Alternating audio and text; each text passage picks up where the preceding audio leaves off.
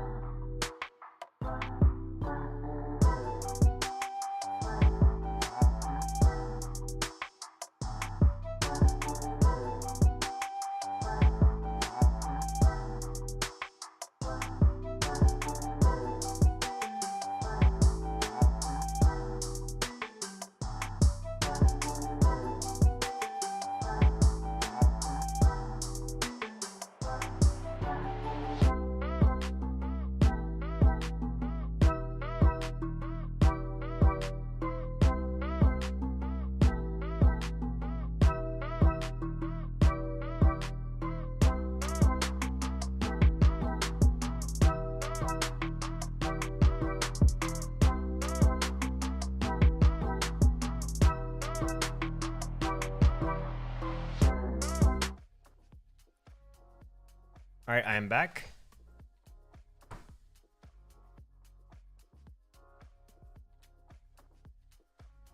So what is this error here?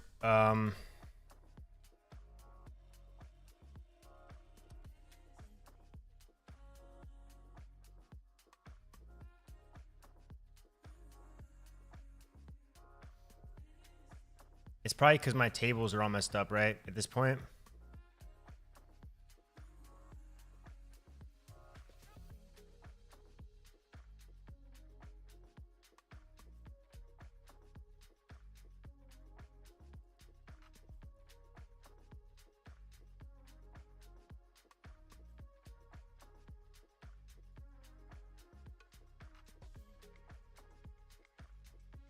Is there a way I can like just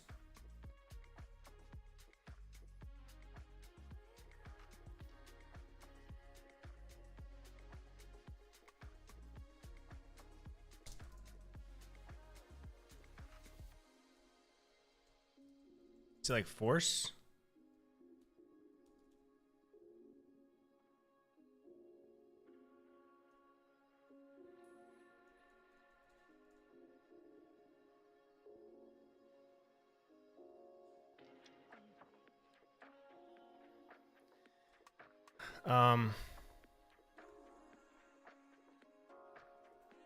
Okay, so I pretty much wiped my entire database. Those are the repercussions.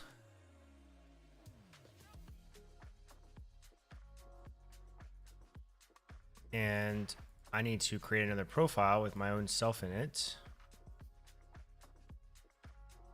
I guess I don't need to at this point because I have that seed set up. So I can just do node Prisma seed.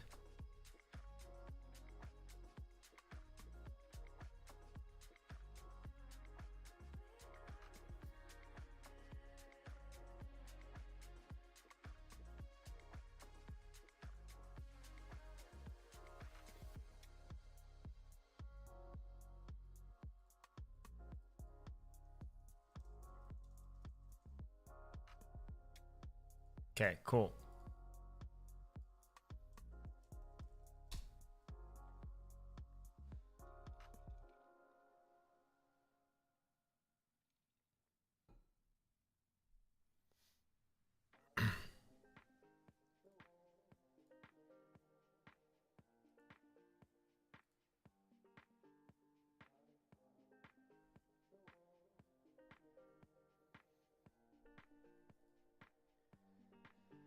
Okay, so for group here, I should be able to bind.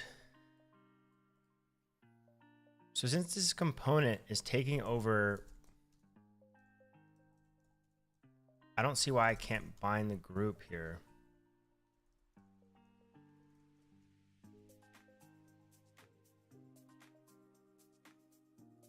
I need to restart the TypeScript server. And obviously these groups here will be different than job type.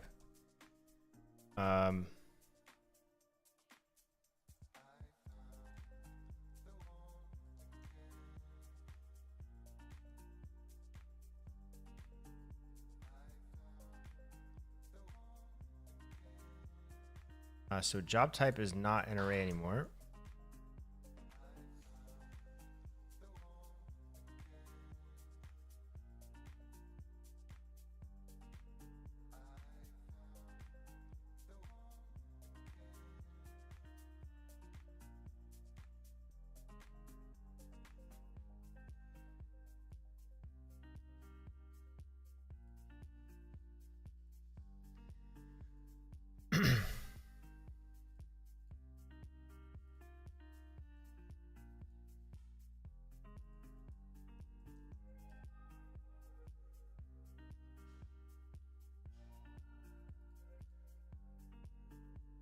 So job type is a string.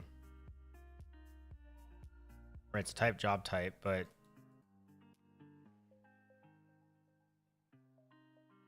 it's showing it here as a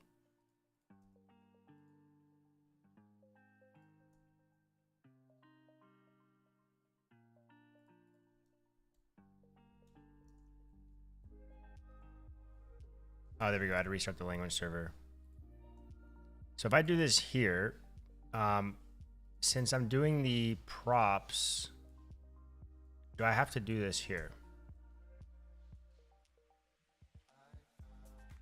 I do.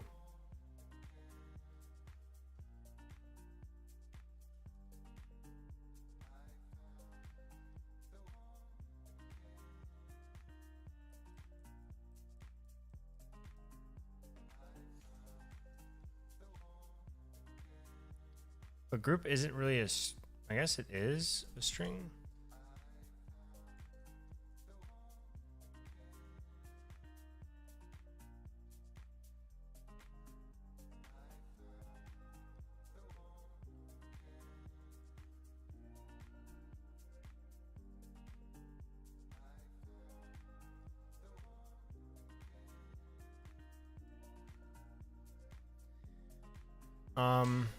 Let me see here.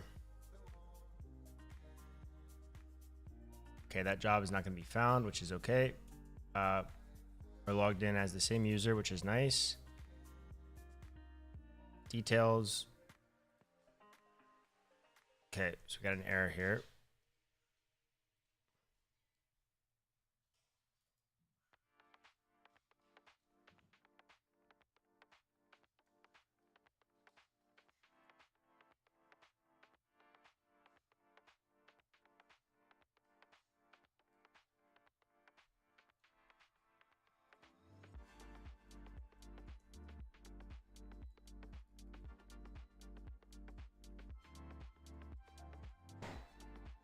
Job.comp type, and then we can do job. Job.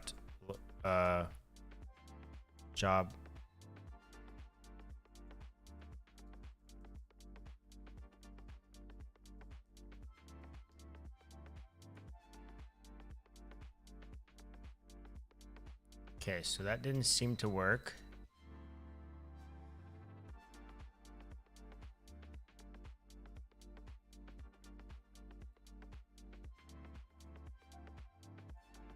I think it's because I need to have like an actual.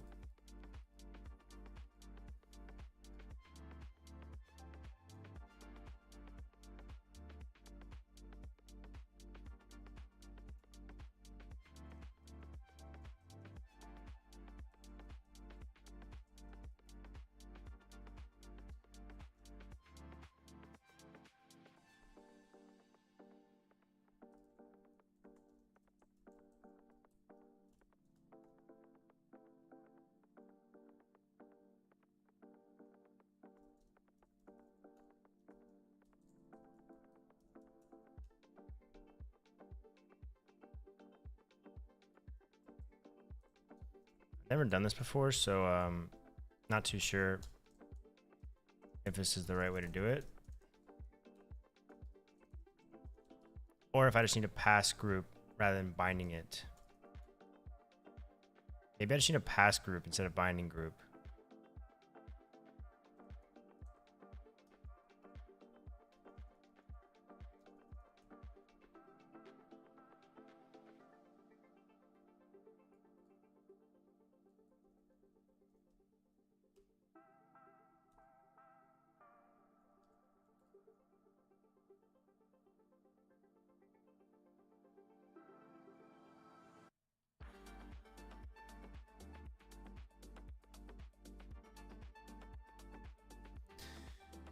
Um,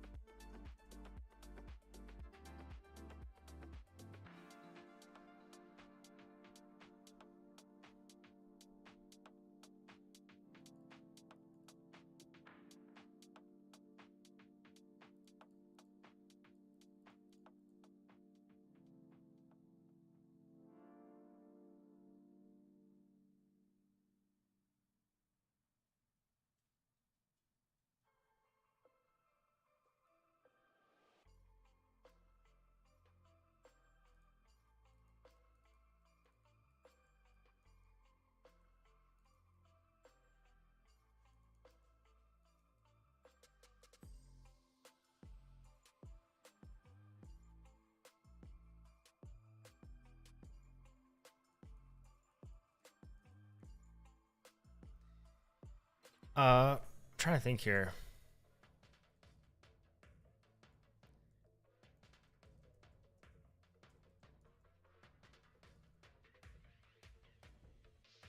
Okay, so that works.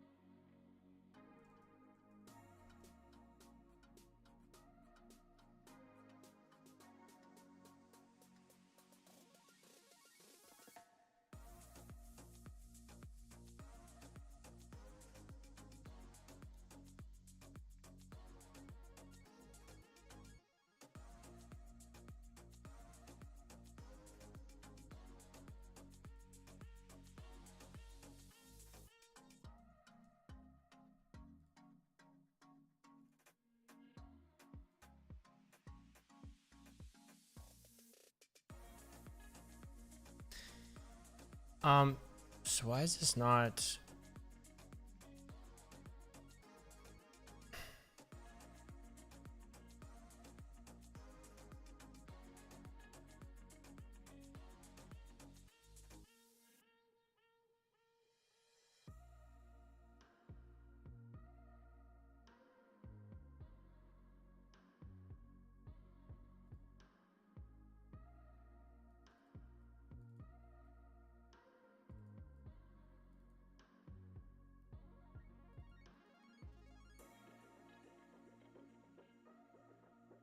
They have to be on the same page, I wonder? Like, I wonder if they have to be rendered out on the same page or not.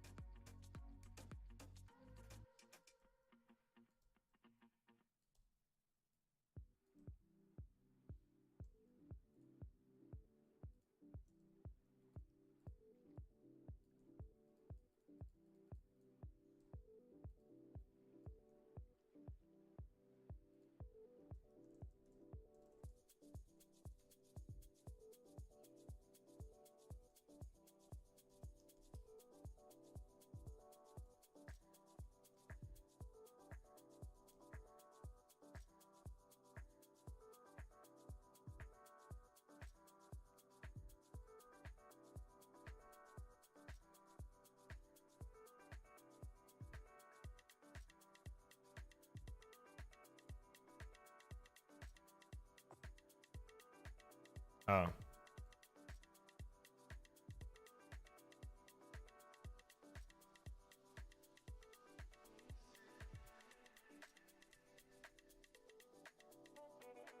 There we go. So yeah, I guess they have to be on the same page. I guess that makes sense. Otherwise, I don't really know how it would know other.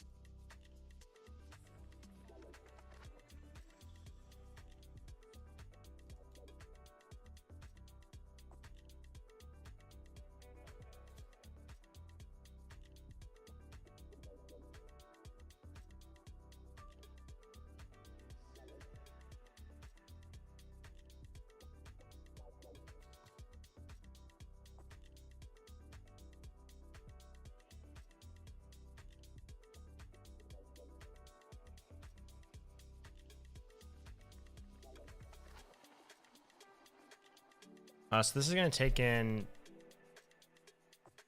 an array of objects that are essentially going to have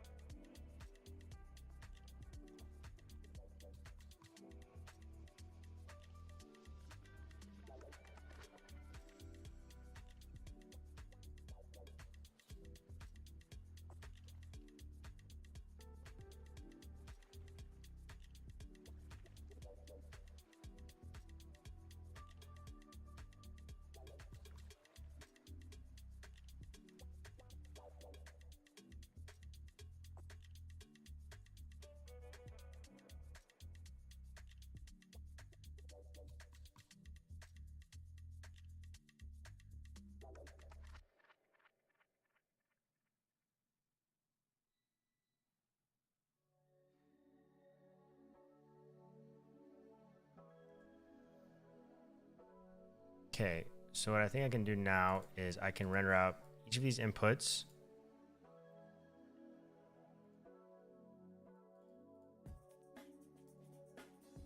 So what I can do is I can say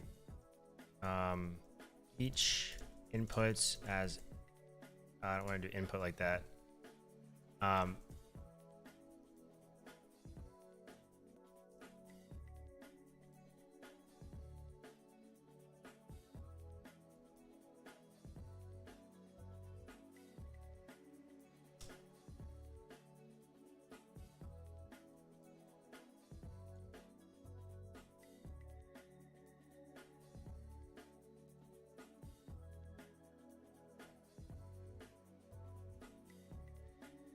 We're also going to take in label here.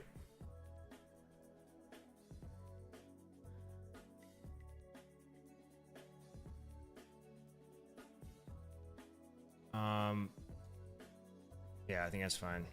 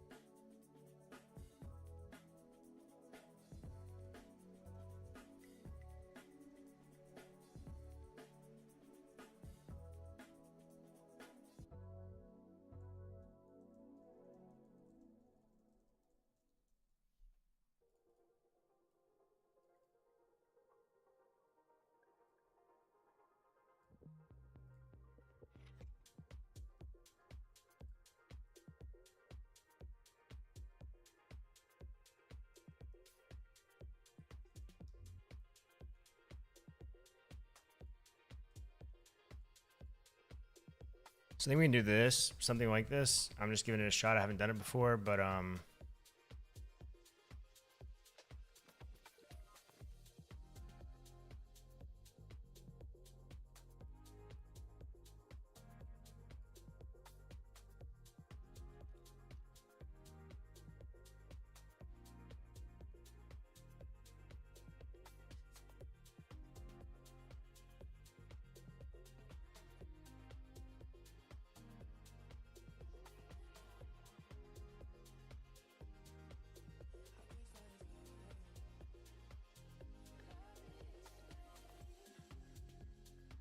so I think we can just define like a radio group up here, or our inputs.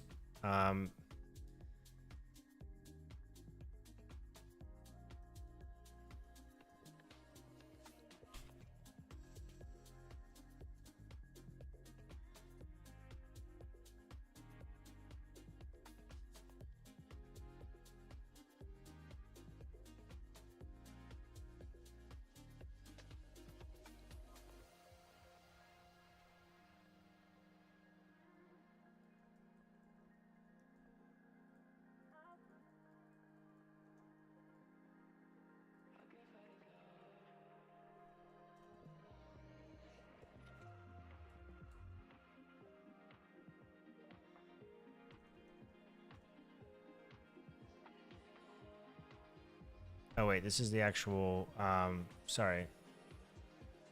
This is this. Over here on the page.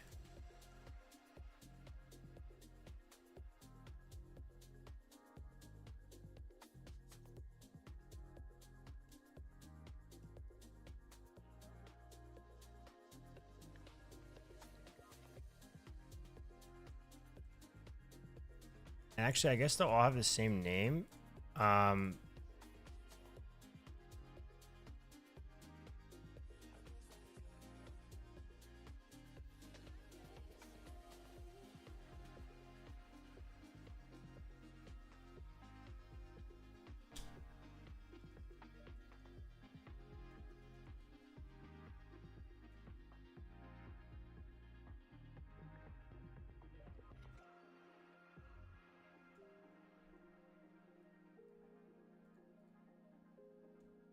We need an actual, actually we don't need that right here.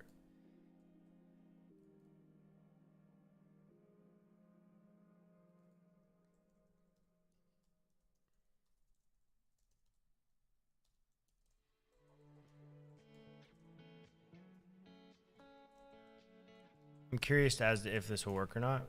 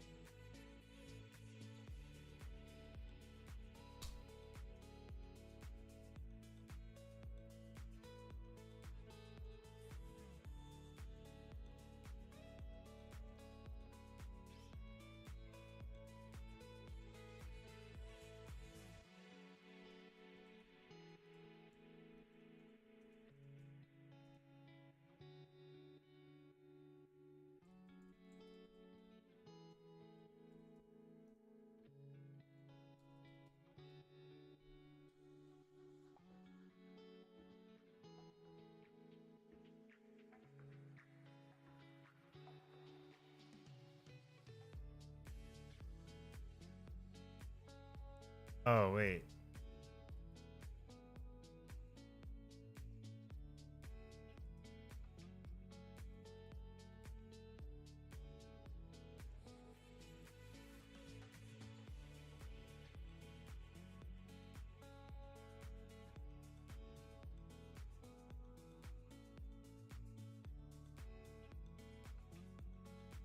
So the group property here is going to be job dot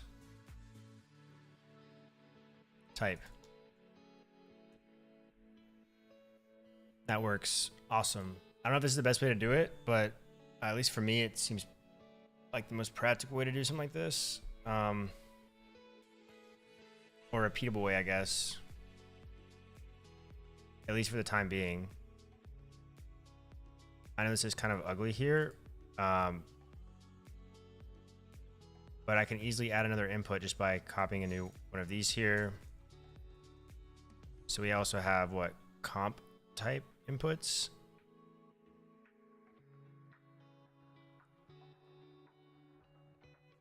I made this chat app. I want feedback on it. Let me see here. Is there like a weird static noise in my mic right now? Or is that just me? I feel like I'm hearing some type of weirdness.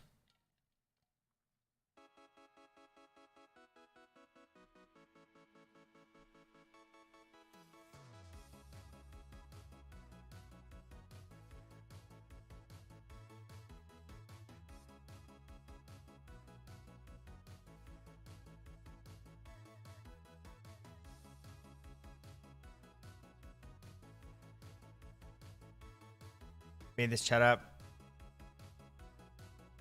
What'd you make this with? It's pretty cool.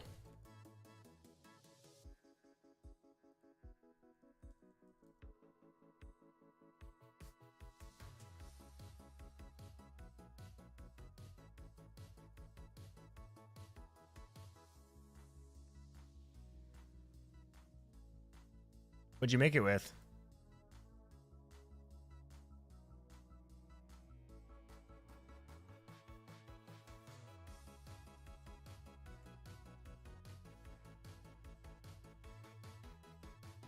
Yeah, I haven't played around with sockets yet. I definitely want to. They're definitely cool.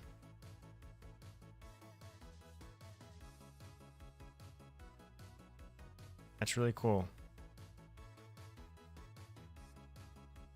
I think sockets would be cool for like notifications, like live notifications and stuff. It does remind me of the Game Boy a bit too. Oh, whoops. My camera was off. Sorry about that. Okay, so we have...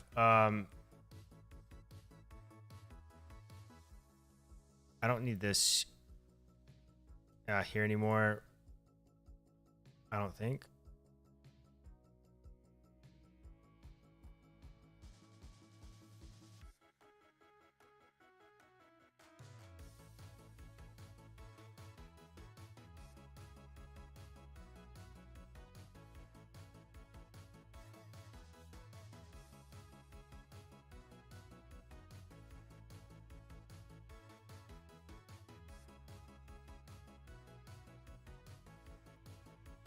Oh, sorry. I'm starting this here.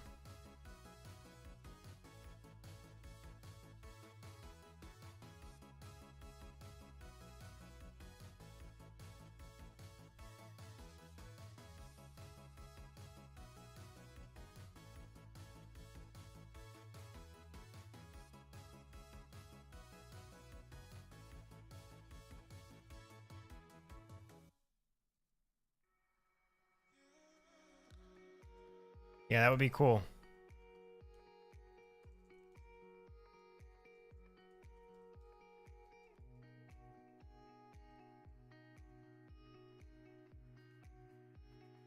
And also I'm going to have some, what are the other ones? Job location type.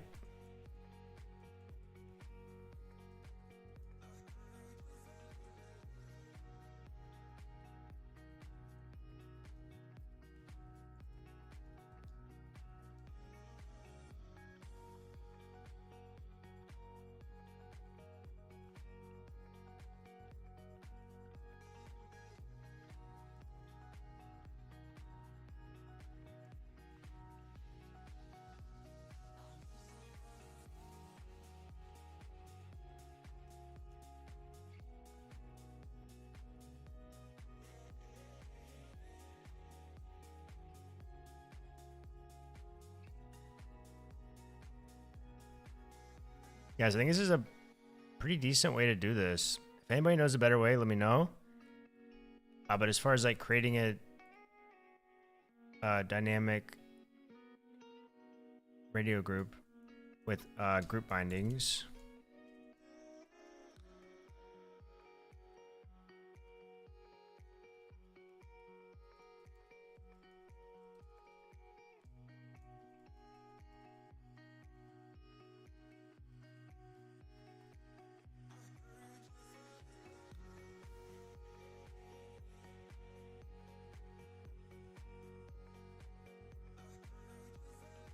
All providers.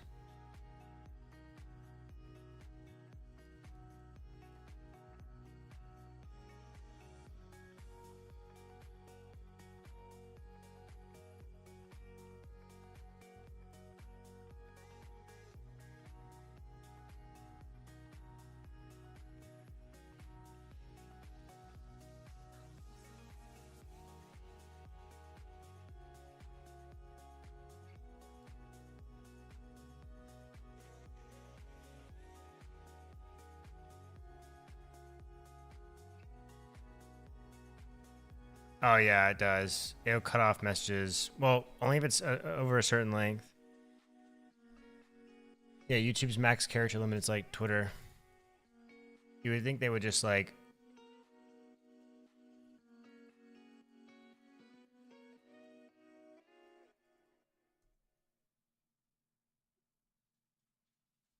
Nice. So I think this sound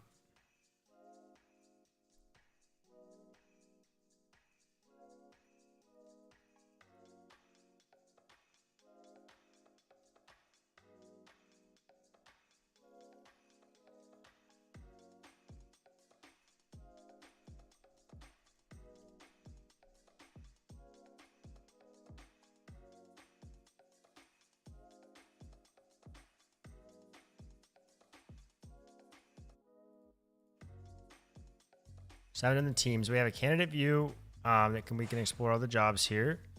We also have the employer view, which goes to the employer side of the application. I should probably have some type of indication letting you know what side of the app you're on, but I don't yet. That's okay.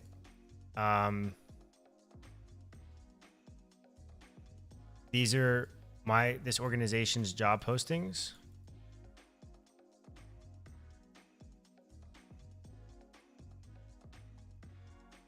Right now we only have one member per organization. However, I do want to add the ability to... Is there static in my mic right now that you guys can hear or no? Or am I just hearing that myself? I feel like there's like a little bee or something in my headset. Okay. All right, yeah, it might just be me. Cool. You can also see the applications. So now I want to be able to render out the, man, this is really bothering me. Hold on a second. Let me replug in my mic real quick, my headset.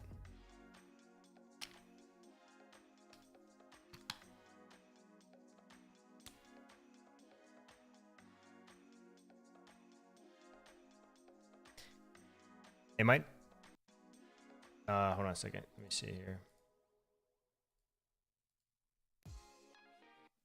Test, test, test. Okay, I think we're good.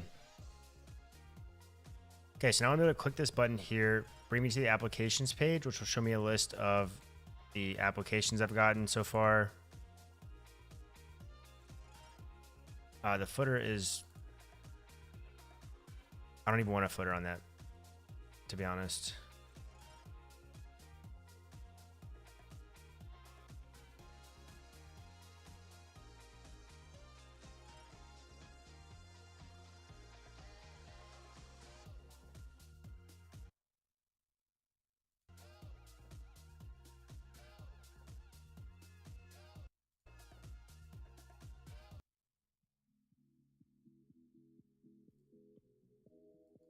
Okay, what's next? Okay, I'm definitely getting interference with my mic, my headset. Not my mic, it's my headset, but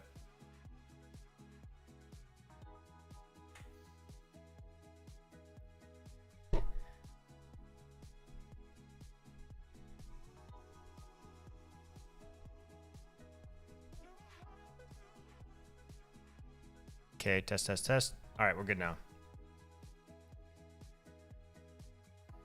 Okay, so now I want to be able to view the applications to my job. So I guess I can make this a button, and that will be a sub page of the job page. So when you go to the job, for the employer's view at least, we'll have like an applications.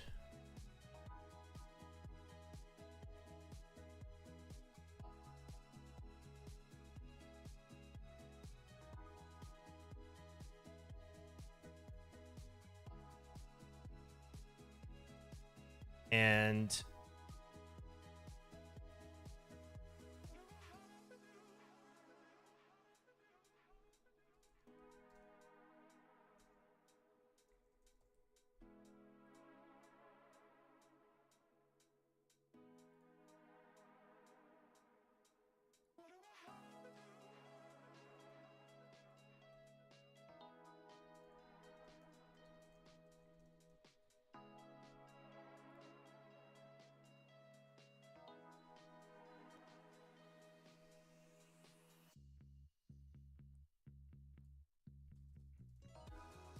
sorry about that. So we're gonna have a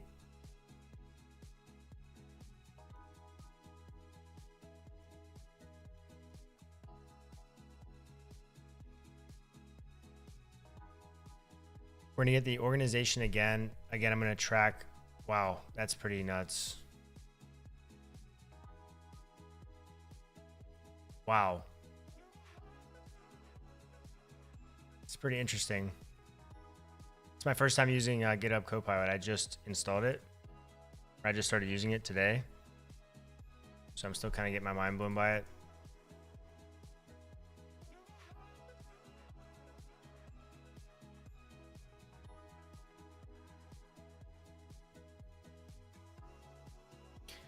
Okay, so when I go to this page, I don't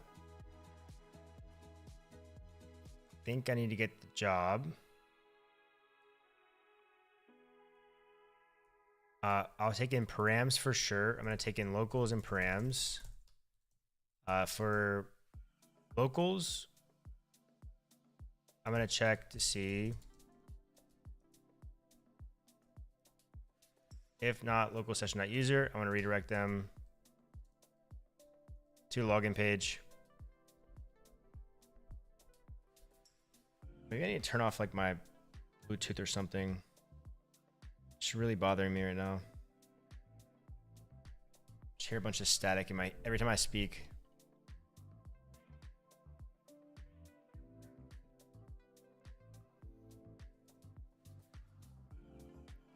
All right, so if the user's not logged in, they're gonna get redirected to log in. I also want to check in the same way I did for this page here.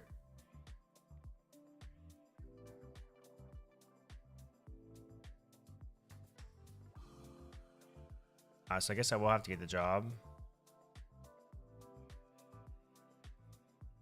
I guess I can add this to the layout here.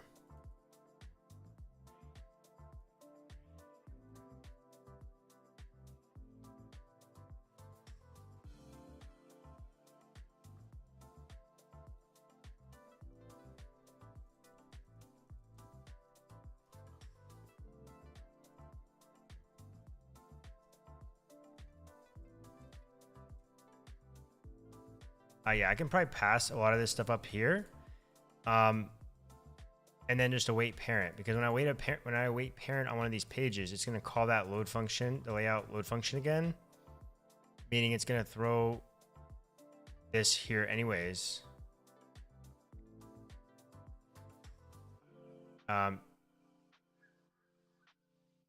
So really all the things I put in this page.server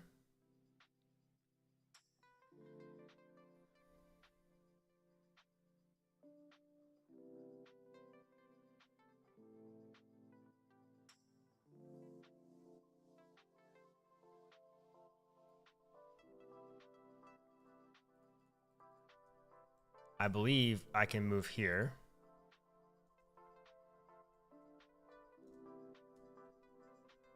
I'm not sure what's up with this imports, but whatever.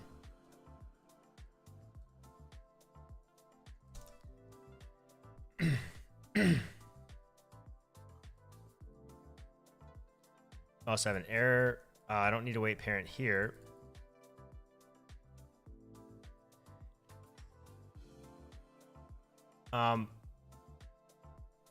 When it comes to layout sharing load functions, is that possible? Is it like data? So like if I want to access some of the data from a parent layout load function inside of another layout load function, is that possible? Layout data.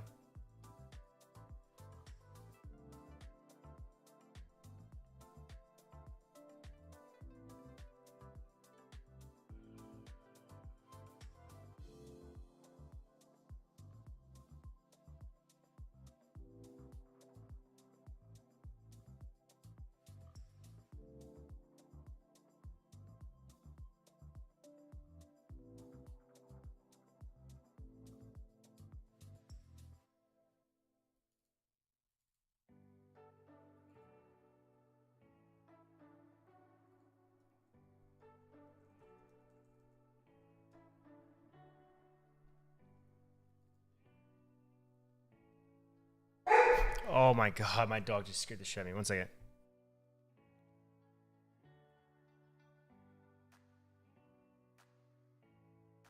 Oh, I had a heart attack right there. Sorry about that. It was probably loud for you all too. God. Sad thing is she barks at literally everything, which I appreciate, but at the same time, at least give me a heads up that you're gonna bark, you know?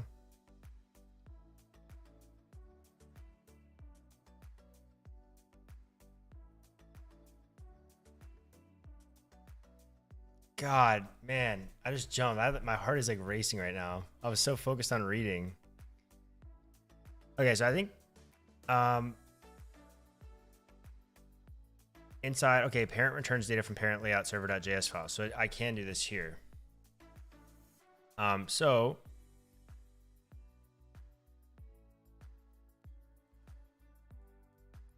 within jobs, I'm going to have a load function, right? But I need to get the organization here. Actually, I'm going to have access to organization from the parent here.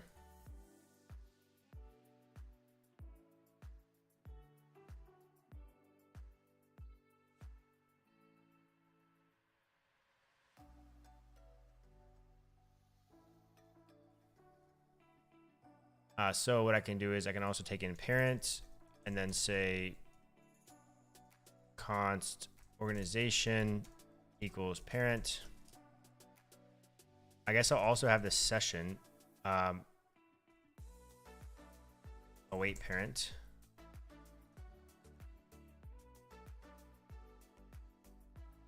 And then I want to say that this one is checking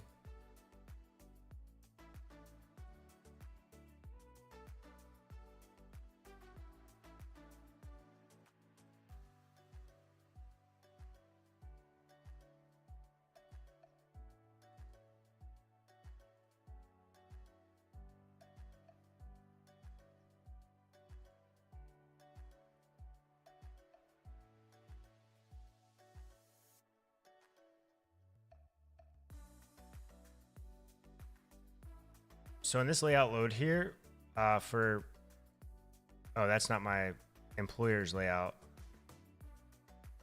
So I think what I'll do is in employers,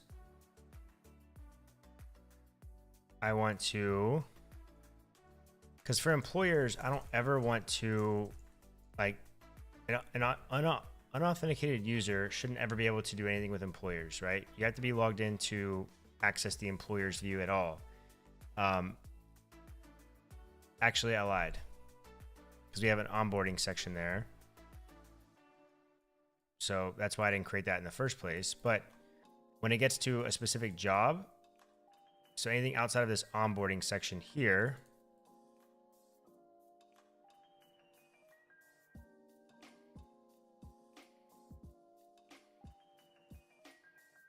so within jobs, I should be able to make a plus layout.server.ts here. And then within this, I can check to make sure that the session is valid, that the user belongs to the job, or the user does belong to an organization.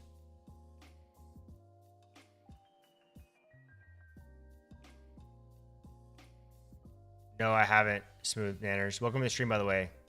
Jacob Schlosser, welcome to the stream as well. I don't think I said hello. I think you popped in here right when my dog gave me a heart attack.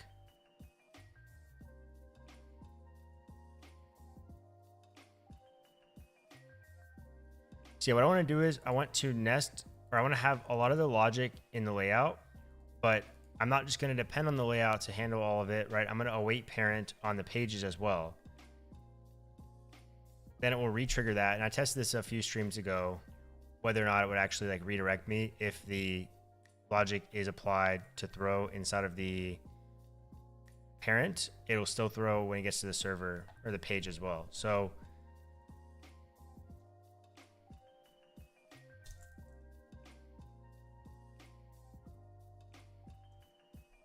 once it comes into jobs, I believe in here,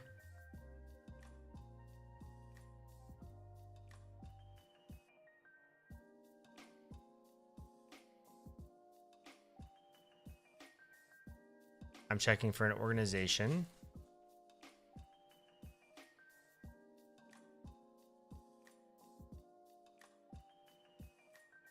So locals and parent, I guess will be fine for now. And then, let's see here.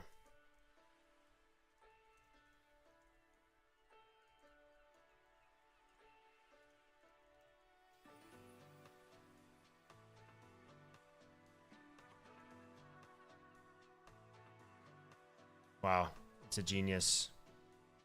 It's literally a genius.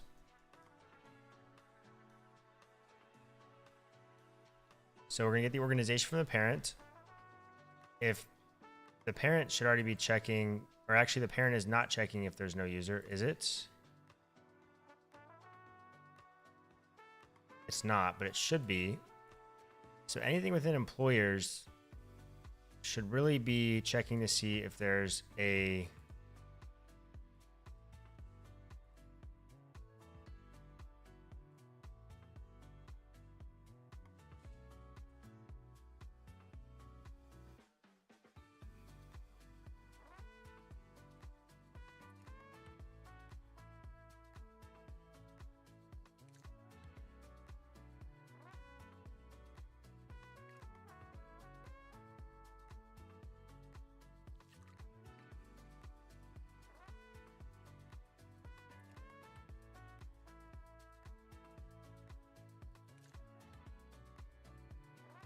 So they should not be able to get to, oh, man, I'm like torn right now about this, but I guess this is fine.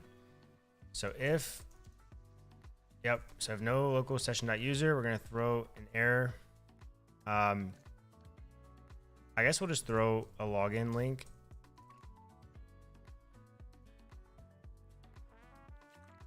I'll save the 403s for if they're logged in and we know they don't have access to this, then they'll get a 403.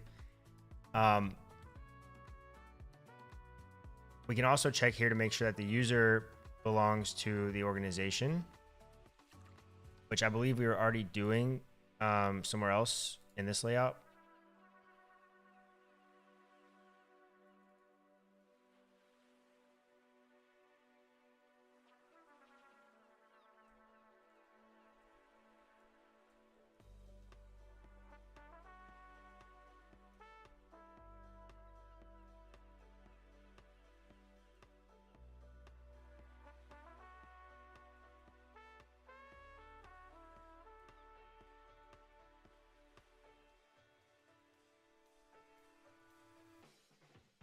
We're getting the job here. What I want to get is the user's ability to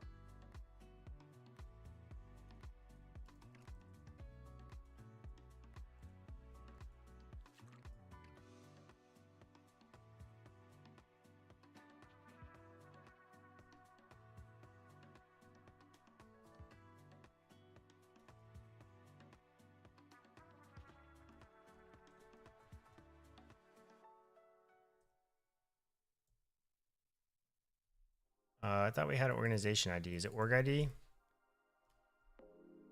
So under organization users in our schema,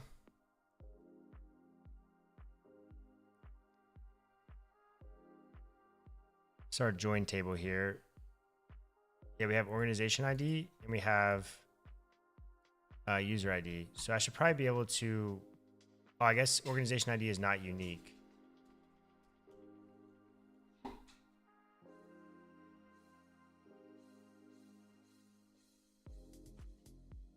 That's fine. So we could say if not organization user dot organization ID, if it's not equal to the organization ID, try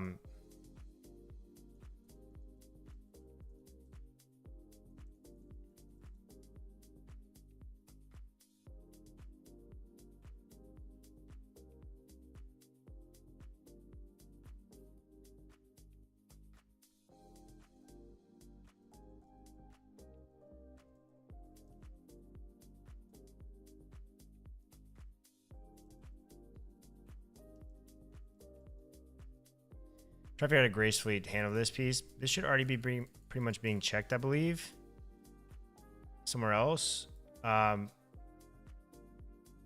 so I'm already pretty much checking to make sure this person belongs to the organization actually here.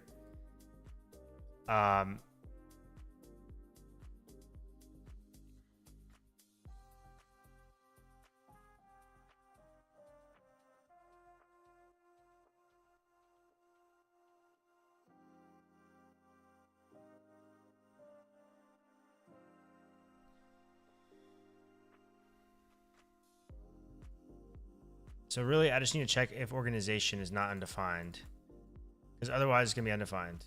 So,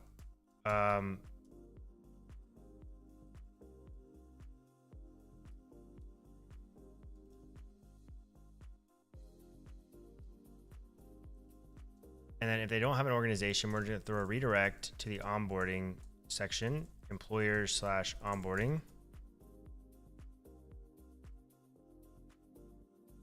Well, I have to leave now. I have to prepare for family dinner.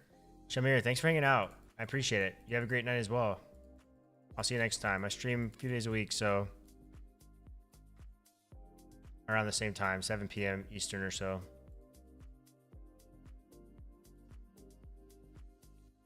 It's hard for me to establish a schedule because my work isn't set in stone. Some days I'm traveling, some days I have an event to attend in the evening. So, but yeah, I try to stream as much as I can. So they don't have an organization. They try to go straight to this page. We're going to redirect them here. They should already be redirected by the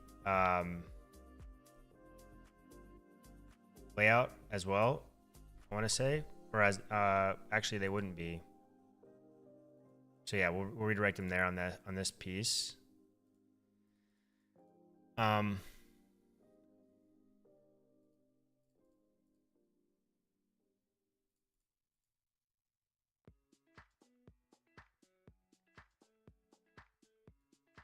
we don't really need to return anything here, I don't think.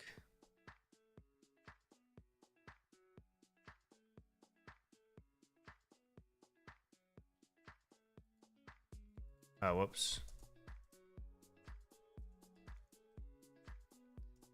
So I shouldn't need to return anything here because the other load functions will have access to that data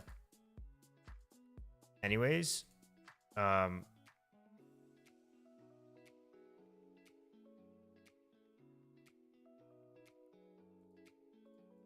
hope I'm not creating like a massive waterfall here. If I am, I'll try to clean it up. So this will check to see if they have an organization. First of all, it'll check to see if they're logged in. If not, it's going to make them log in. If they don't have an organization, we're going to redirect them to the onboarding page where they can go and create an organization. And that is on top of job ID. So within job ID's layout, what we can do, we can get the organization from the parent here. Again, if they're not logged in, actually this will be covered by the load, the other layout up here.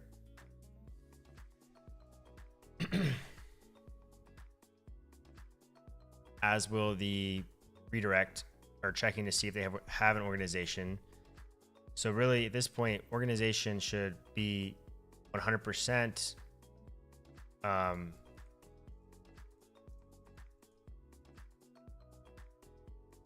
It's interesting. So with this, I don't have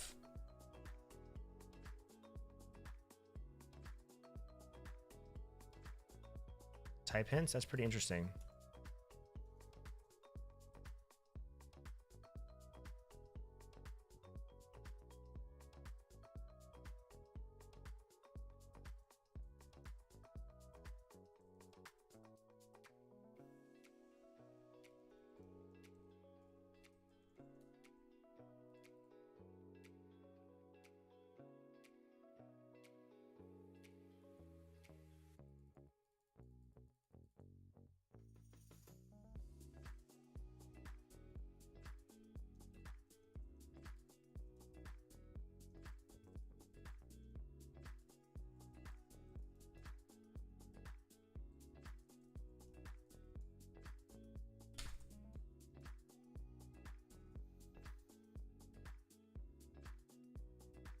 So underneath of job ID, I also want to get the job, and that's where I'm at right now, right?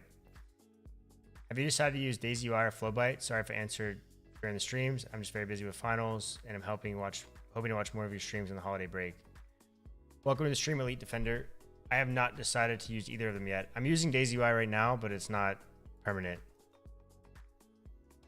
I'm just trying to get all the data on the pages, get a lot of the logic taken care of, and then I'm going to figure out how to style things later on. But right now we're just kind of using Daisy UI for the moment. I've been going through a really good CSS course, so I might actually try to make my own components. We'll see. On this page, I need to get the job. So anything under this job ID here will have a job. And we could share that job between all the load functions because, again, it's under this route param.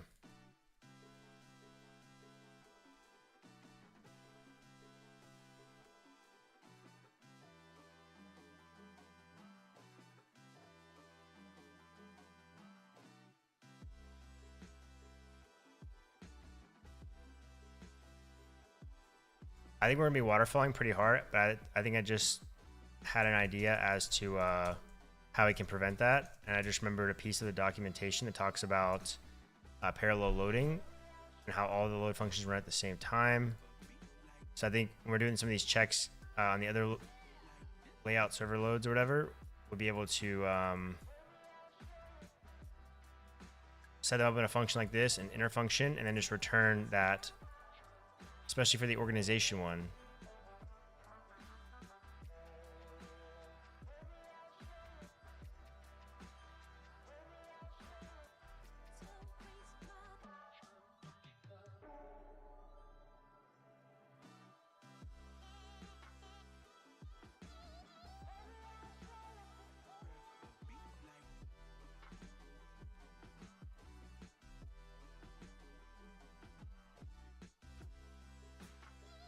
You were close, Copilot. You were close.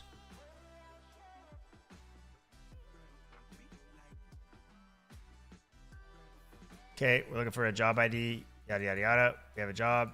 The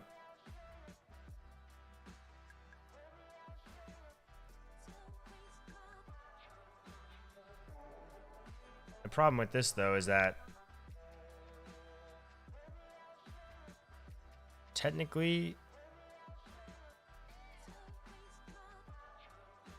I could probably check here. So if job or if no job, we'll throw an error.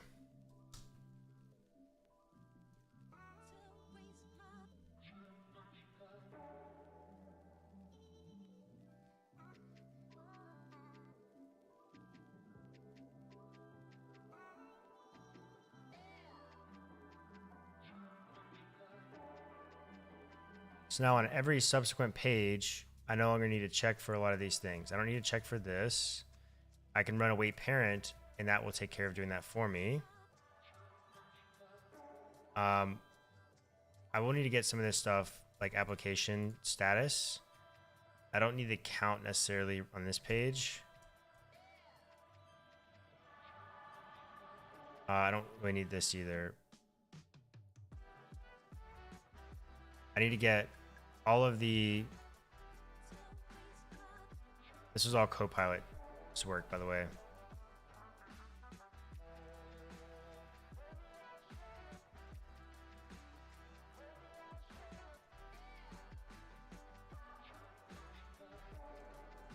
Actually, I'm going to have access to the job applications with the job.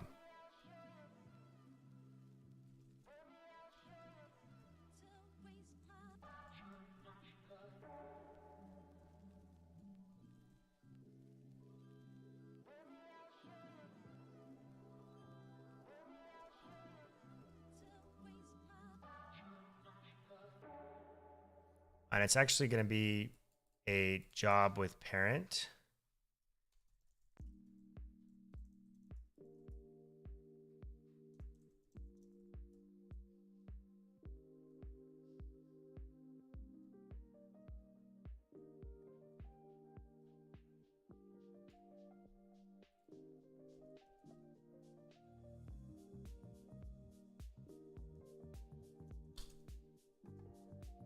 It's also going to have a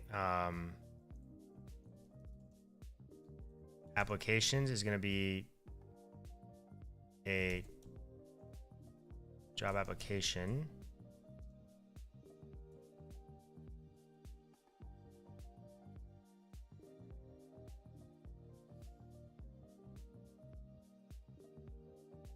I'm also going to need to get the statuses too. So therefore, I'm going to have to make an interface of the job application as well to check those relations.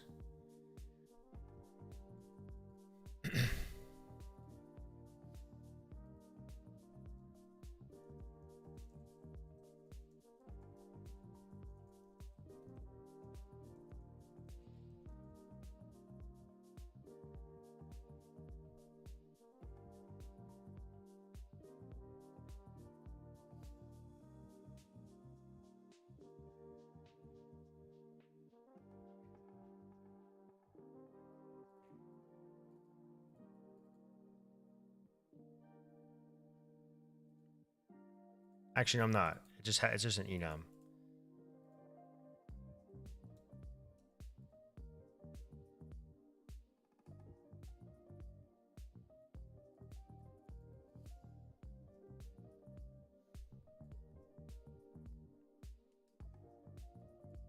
Why is resume optional here?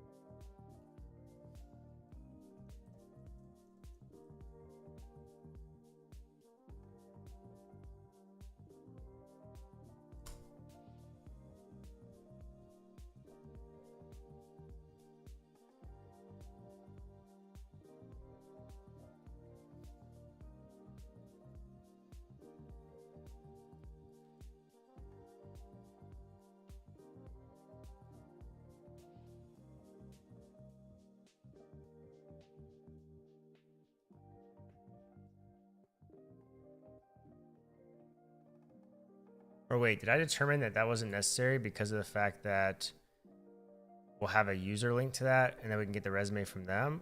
I feel like it's still probably smart. Or is that not smart? So currently for a job application, we have a user and a job. I guess I have resume here for a reason.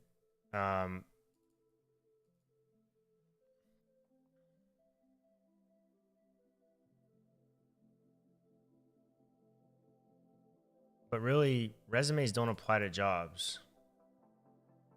People apply to jobs. People have resumes. I'm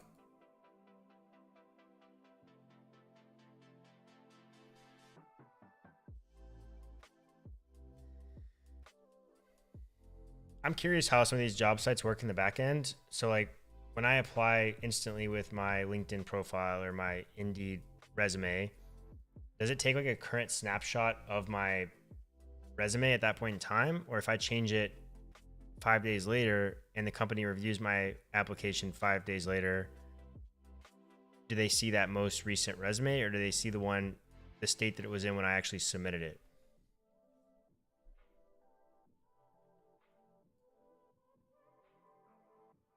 Because that's going to be weird because we're going to have a bunch of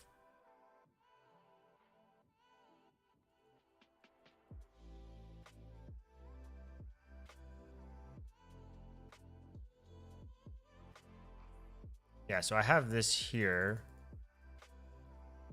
I think I meant to do this here.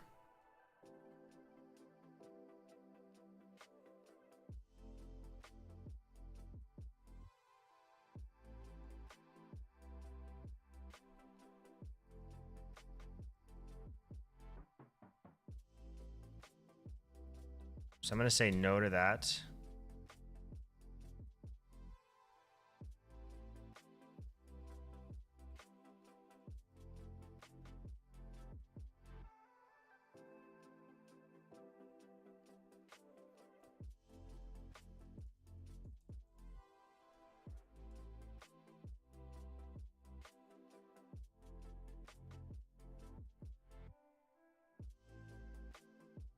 Oh yeah.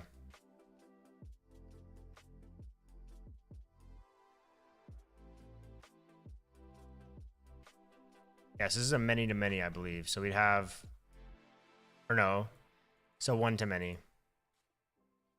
One job application, or one user can have many job applications. Same thing with the jobs. So if we look at the job, wherever that's at.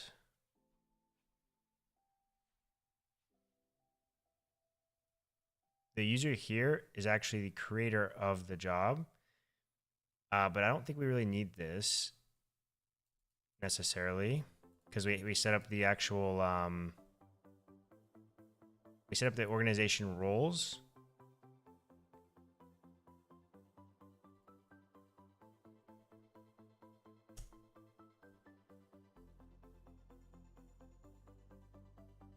And And then a job can also have many job applications, but a job application only have one job.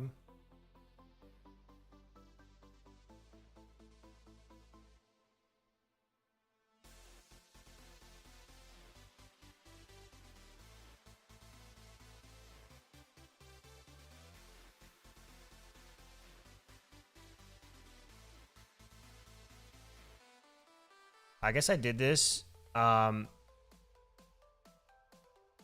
I did this so that I can track. I know I did this. So if like a recruiter posts a job, right? We have admins. So we have admins and recruiters right now. We could also have like read only or whatever. But basically, another recruiter can't edit another recruiter's job posting. Only an admin can do that. So recruiters can edit their own job postings they create. The admins can edit all of them, delete them all, reassign them, whatever. At least that's the plan in my head right now. So that's why I'm tracking the user that created the application, because if it essentially should be either an admin or a recruiter. And that way, if another recruiter tries to go and edit that post or edit that posting, they can't do so. And we can probably set up something like Teams and things like that as well to not have such strict control, but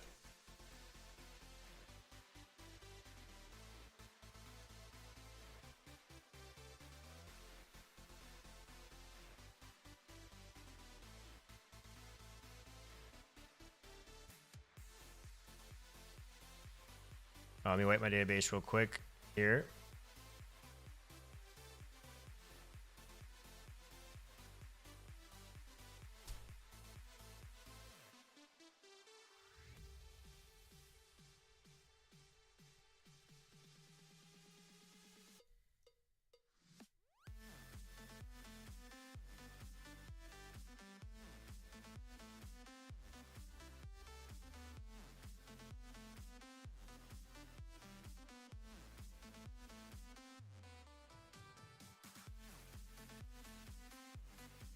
Alrighty. So now we have a job.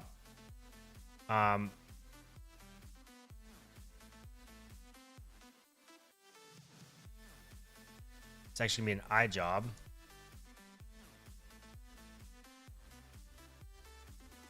This way we have applications on it.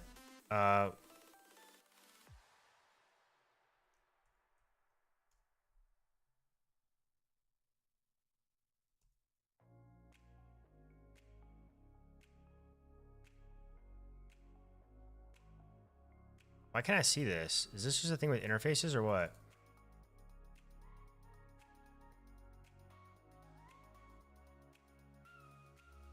Oh, what is this?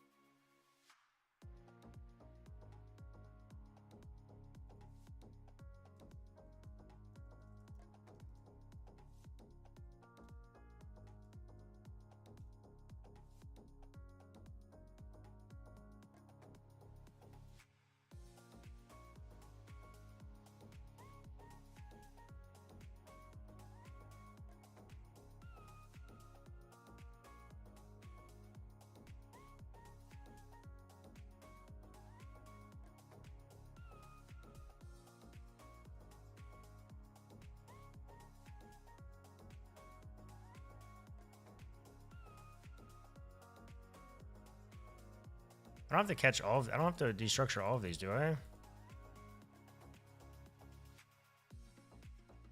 There's no way. What am I doing wrong here?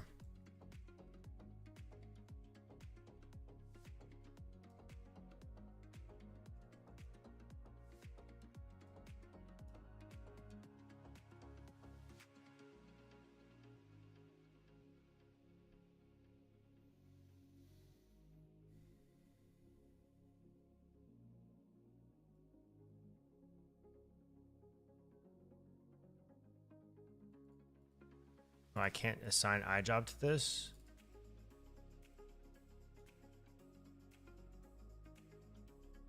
More job.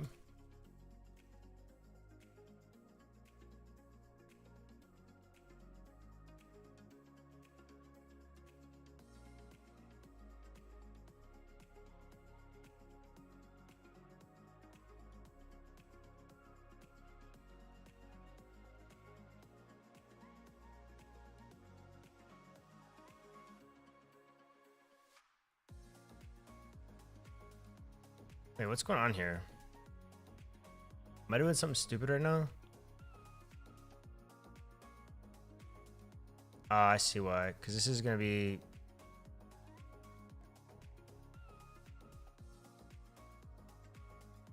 a promise. And...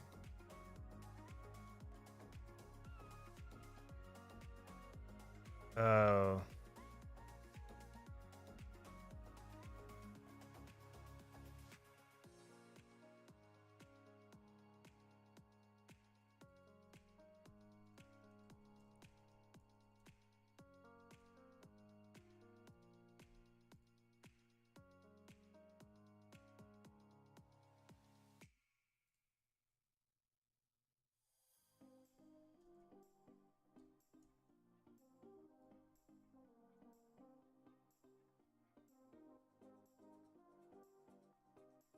why is this yelling at me right now?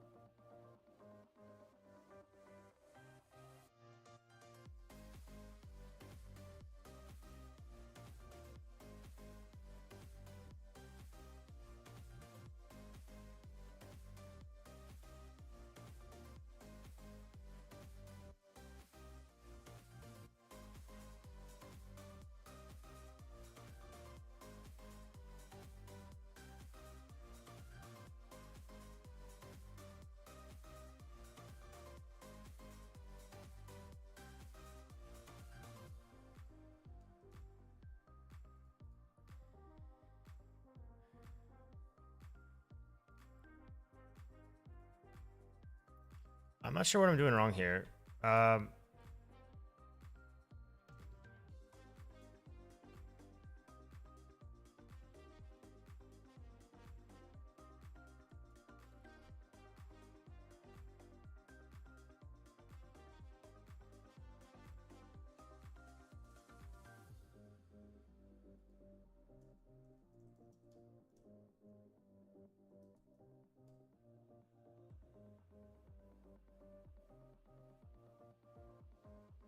I'm so confused right now. What the heck is... oh, is my server not even started? It is started, but that's weird.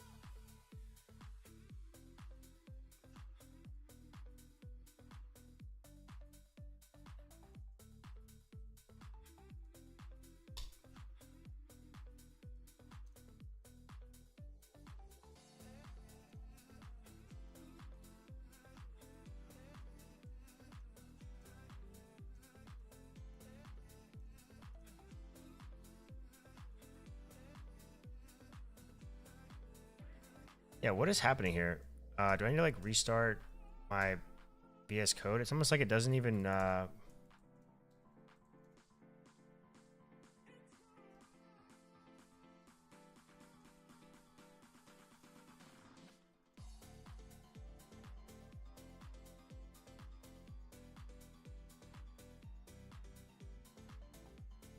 what does this mean?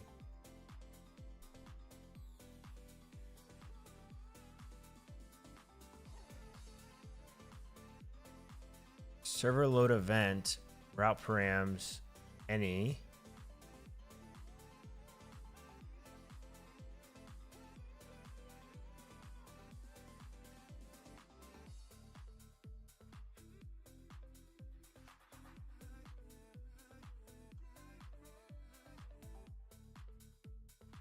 And this is the server load event, correct? What goes in here?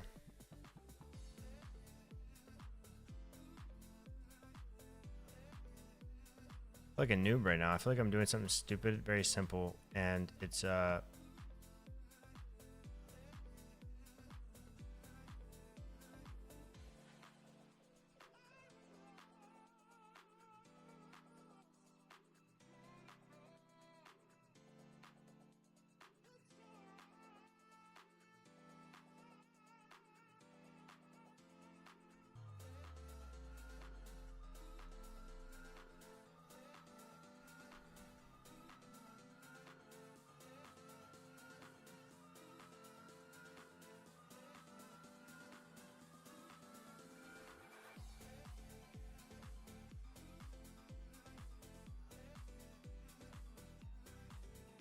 oh my gosh. Why didn't you guys tell me?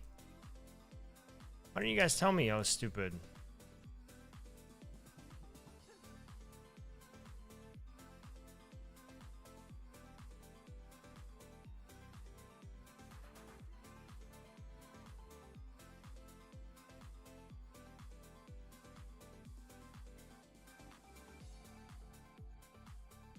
Wow.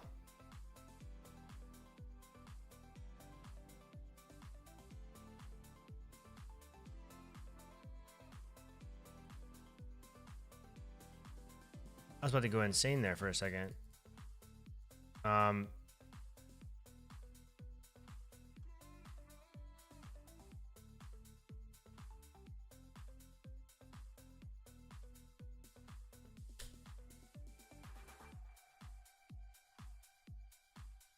right, there we go.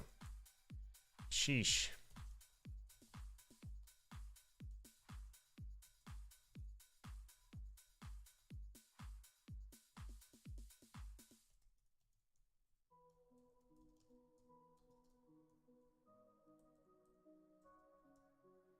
So now I have the job here on the applications page.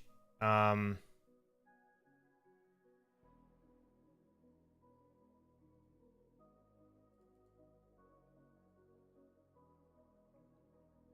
it's typed properly, which is what I would expect. So now I want to see the applications. So we'll return, which actually, we don't even need that here. Actually, I do want to await parent because that'll make sure that the proper authentication is occurring.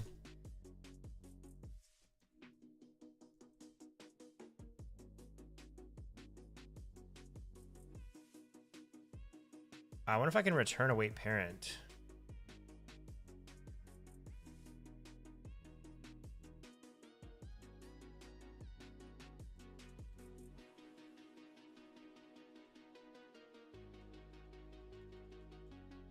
This is not it.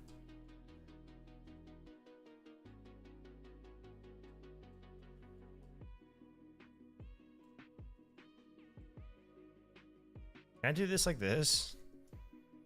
Because this should ultimately result in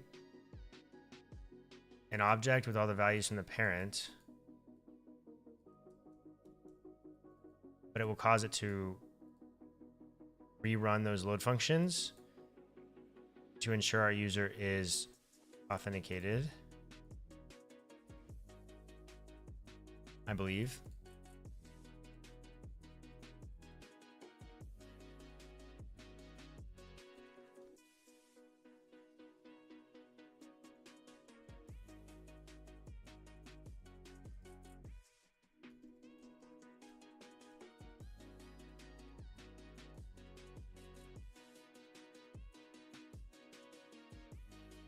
So now I need to change up that page here for the jobs page, or I'm sorry, the component employer job table.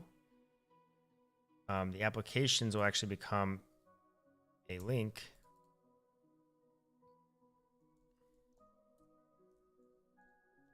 and it will go to /employers/jobs/job.id/applications.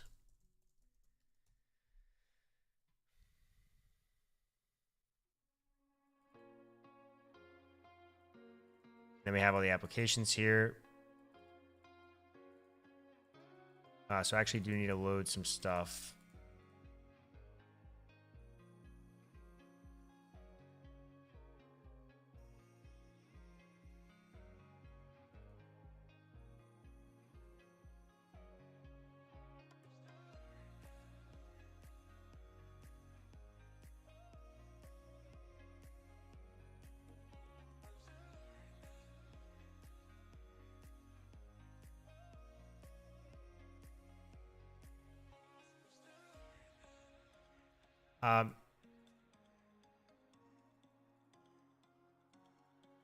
Maybe I do link the resume instead of the...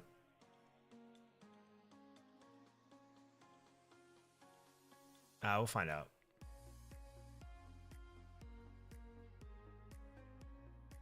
So on the job applications page, we can't just do this. We have to get some more information.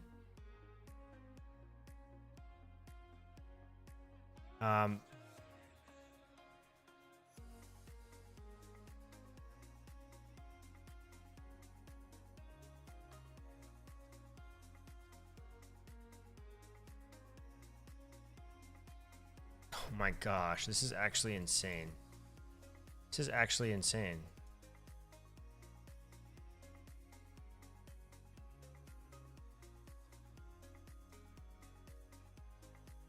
I think I'm actually already doing that. I'm already doing something if there's no return.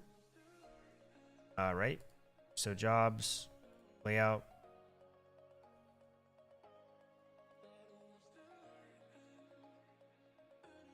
Or I'm sorry, for the job ID layout. If no job, I'm already throwing there, so we already have that covered.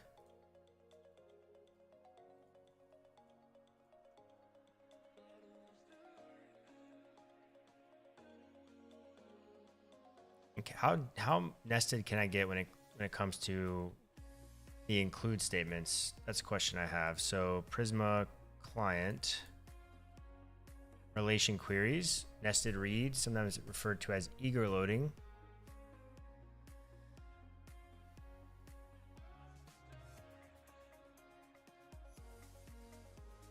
Okay, so I can also use a nested select to include specific fields, right? Because I don't necessarily want to get... You can also nest select inside and include.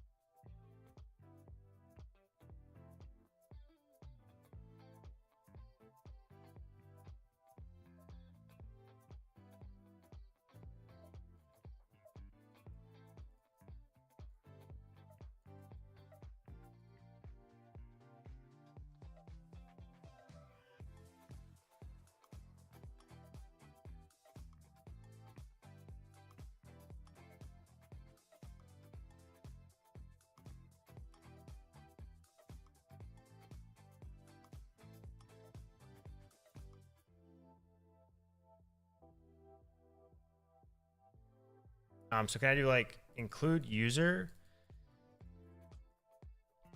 Or can I do select user, include resume as true, like this. Looks like it, right? Prisma's not yelling at me just yet.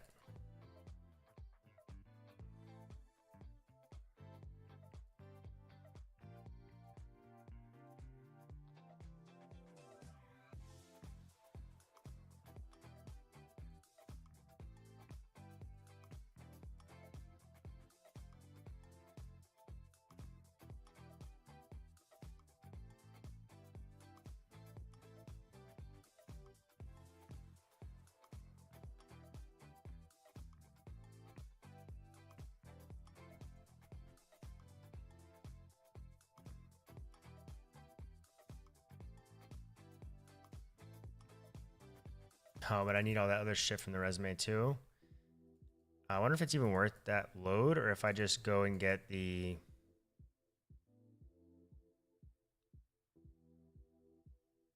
resume given that application ID.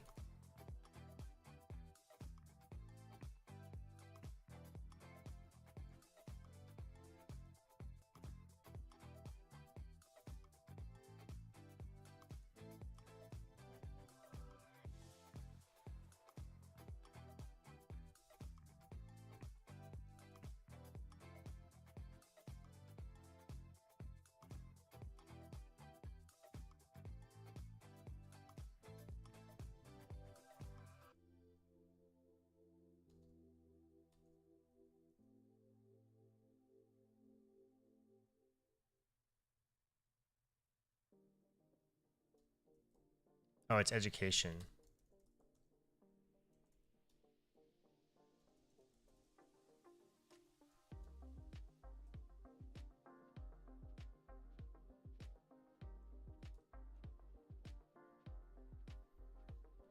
I wonder if this is a better query than just...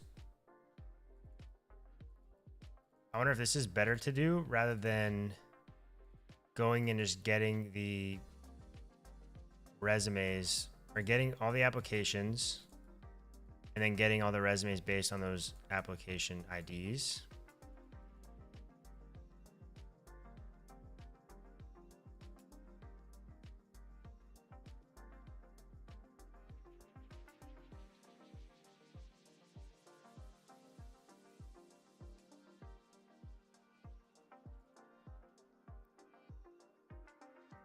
Because this is kind of nested.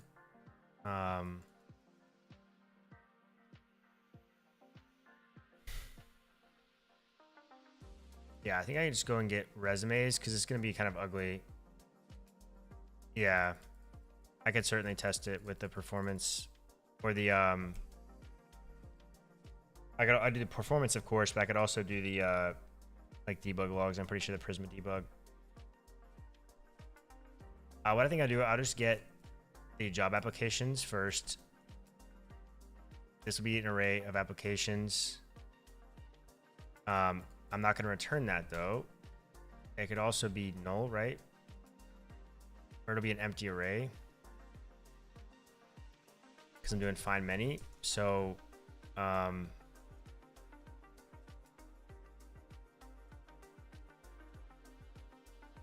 want to do const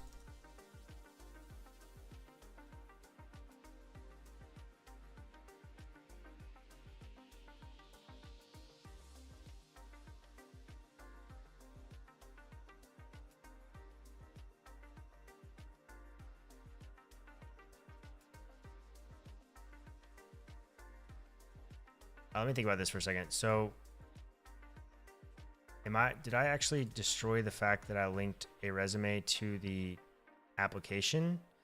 I did. So maybe that's why I did this. Maybe I should have resumes tied to the applications as well. That way I don't need to go through all that information just to get the resume.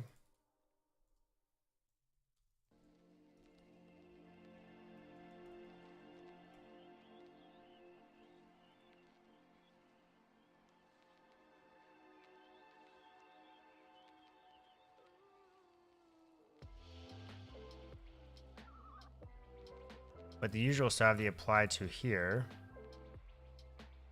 so I can easily access which jobs I've applied to. It seems like a duplication though, right? It's not a duplication of data. I'm trying to follow best practice here, but at a certain point,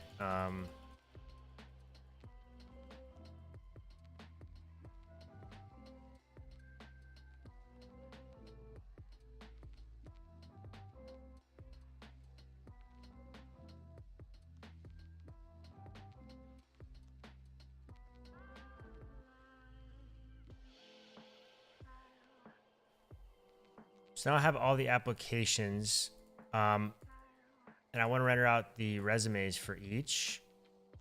So I guess I need to actually include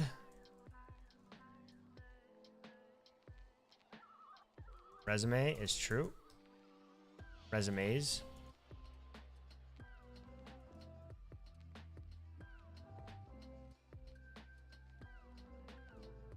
I think I need to restart TypeScript server because I updated that, and I actually need to fix my database too.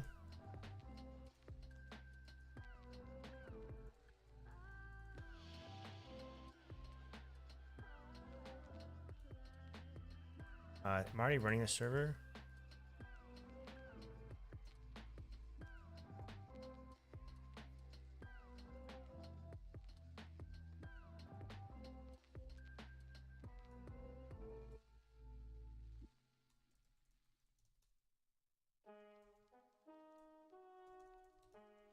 Like this.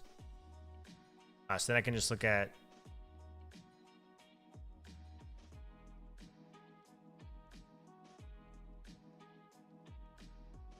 wait a second, hold on.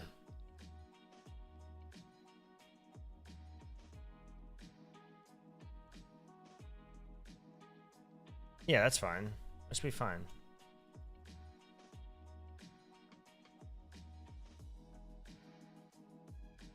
So on the page.svelte, I'm gonna do, what does data look like?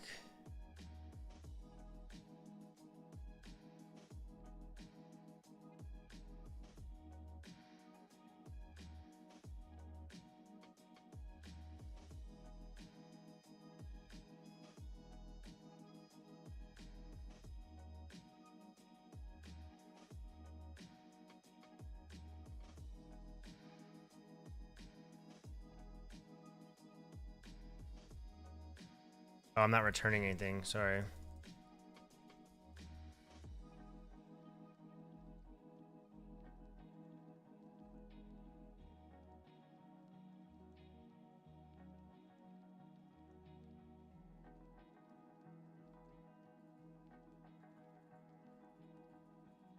And right now, the way my database is set up is that there are not any resumes tied to the applications. So I need to go fix that in my seed really quick.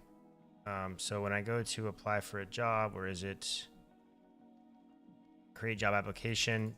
I'm also going to take in a resume.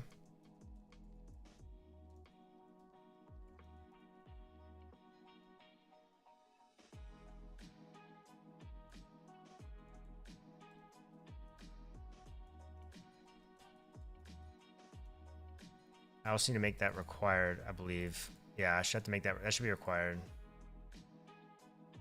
for the application. And it should only be a single resume. Actually, yeah.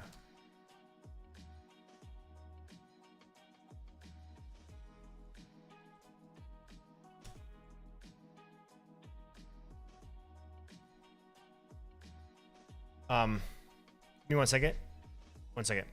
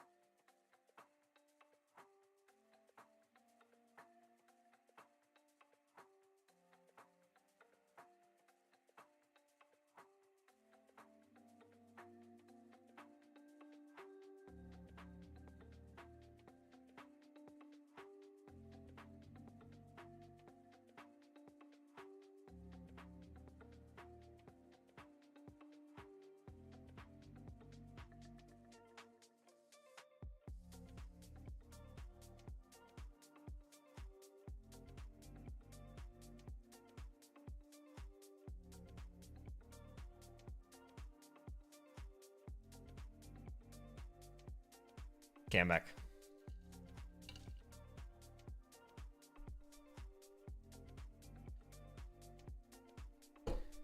So each job application is only going to have one resume.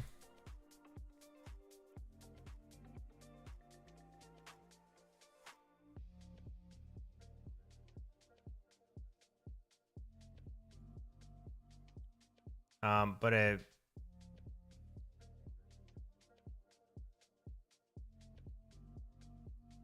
what is this? But a resume can have multiple job applications.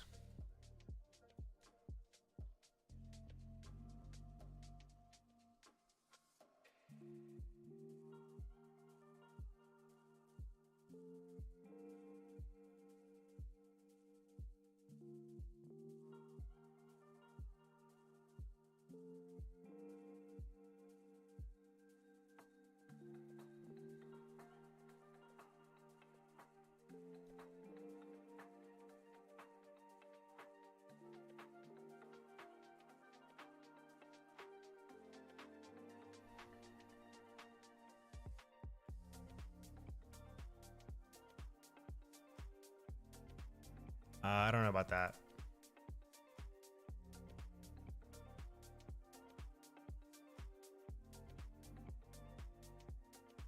For now, we'll let it ride, but I still don't know about it. I need to fix this DB back up and then reseed it. Hi, Common Goose. Welcome to the stream. It's good to see you.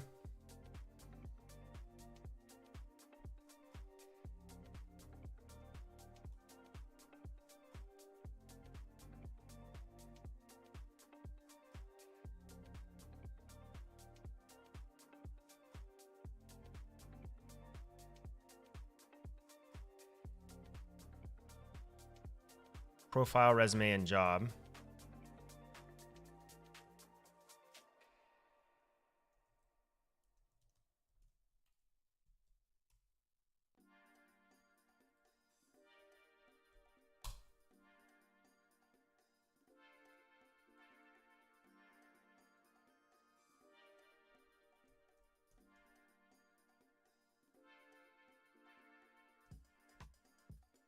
Did you fix the radio group thing? I did. I did fix it. I'll show you in just 1 second here. Let me, I'm already doing resume.id, job.id, and profile.id. Create resume takes in a profile. I just need to take in resume here, I guess.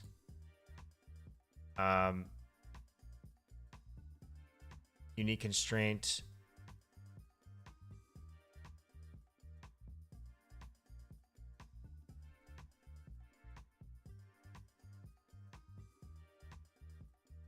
Yeah, Constantinos, I do have that error. I do have that issue sometimes. I cannot read properties of undefined reading ID under create job application.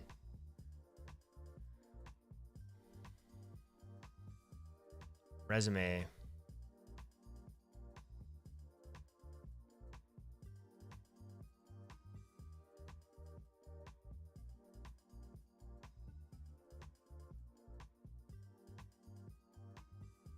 Oh.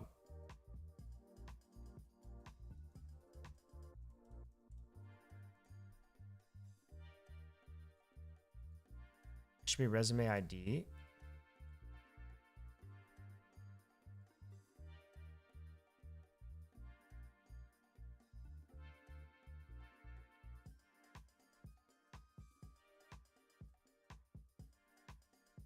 When I create the resume though,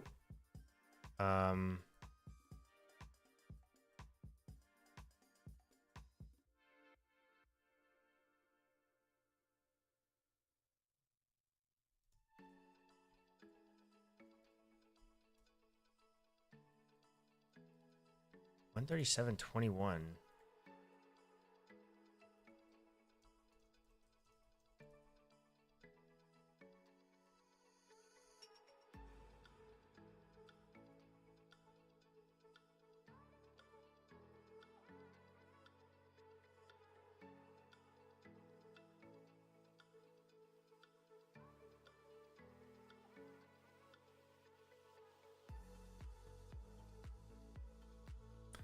Wait, why is that void? Oh, I'm not returning the resume. Might help, right?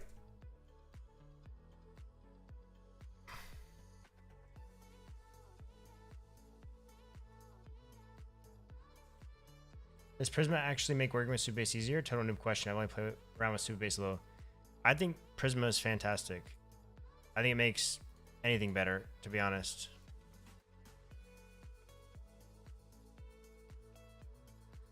Again, I'm starting to get into the weeds of having some more complex queries here, and I'm starting to learn a little bit about, you know, its performance, or I will start to learn about its performance compared to the Supabase client. Yeah, I think if you're using TypeScript, Prisma is like game changer. Like it doesn't let you, if you're using TypeScript, it doesn't let you, you know. So when I saw the SDK, I would always see things like, what is this? That's pretty cool. Anyways, Supabase SDK is fantastic as well. I have used it. Actually, I built a little mini application for work that we use from time to time to basically it's just something that we have to do manually, and now automatically pulls all the information that we need. It helps us make a decision easier. It's basically like almost like a quiz you could think of, almost like one of those personality tests where they try to give you your best recommended product for you. I made something like that for, I just realized I'm way over to the left today. I'm like half off camera. Yeah, so I used Supabase client for that, and it was fine. But one thing that was interesting to me though is that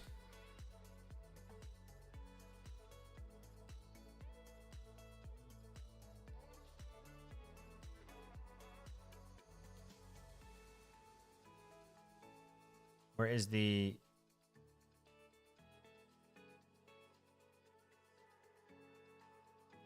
like this? I don't know if this is enom'd out or what, but like, is this like, would they let me type in anything here to get something from a database, right? That's my question. Can I type anything here? I see it's a lot of strings.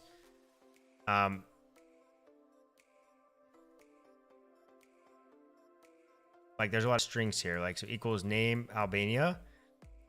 Is this typed or not? What I like about Prisma is that everything, literally the entire thing, checks you to make sure that you are not doing something you shouldn't be doing.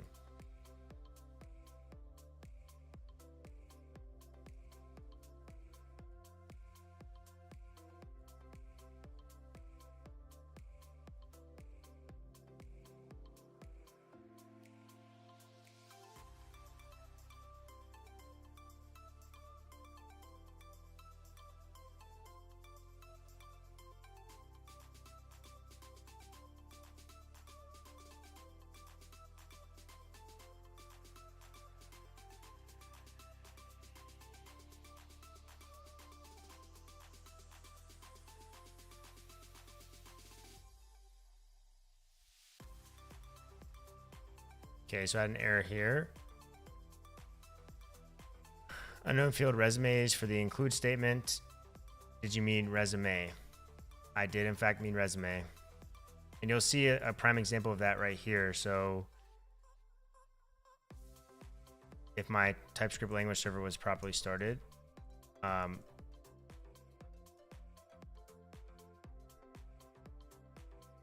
see how it tells me that, hey, this is not, did you mean to write resume? So even like nested or getting the relations and whatnot, it has types, which is amazing.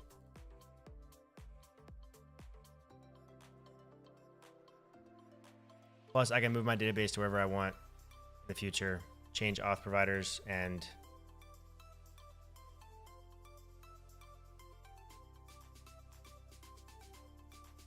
Okay, so now we should get the applications.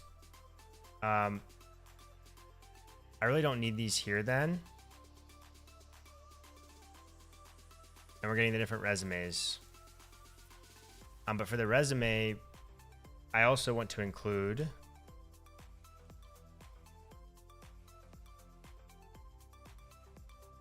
so I can say include skills true.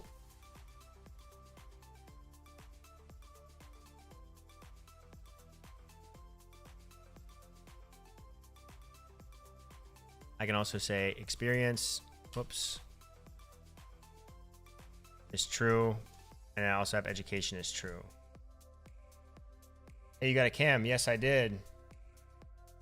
I got a cam. Got the Sony ZV-E10. I didn't get it. Actually, my lovely parents got it for me. Because they still, even at almost 27 years old, they still insist on forcing gifts on me. So, yep. It was a college graduation and Christmas present combined into one. So, Mom, if you're watching, thank you so much. She watches from time to time. I still need to teach her how to chat because she tends to text me replies to my questions and I don't see them till after the stream. Okay, so somewhere else we're getting applications and we don't need to. So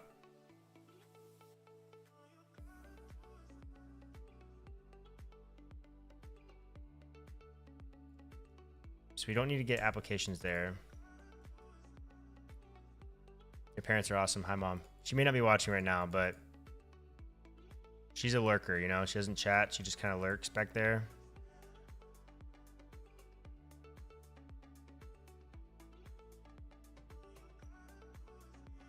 Cool. So now we have all these applications here. And actually, I wonder if I could skip out on this query here.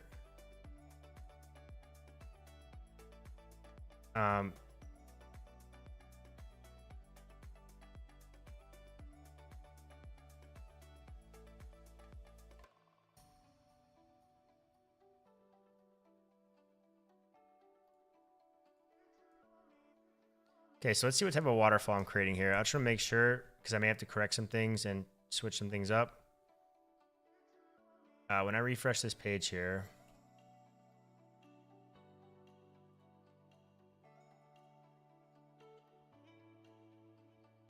well, obviously I'm not going to make any.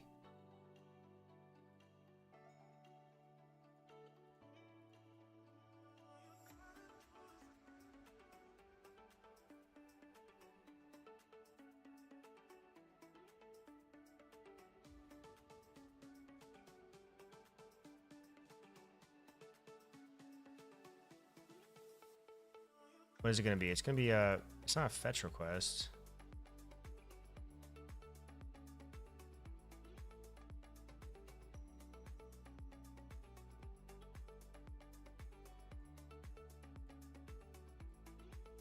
So here we can see, like, you can see all these components being exported by themselves. I believe once you actually build it, this doesn't happen. So all these components, and this is due to myself, within this index file here, I know that in the dev environment, it does some weird stuff. It has some weird behavior. But once you actually build it, it does not. So I actually saw this in, I believe on the Discord somewhere. Maybe an issue was open for it. Someone had asked about this.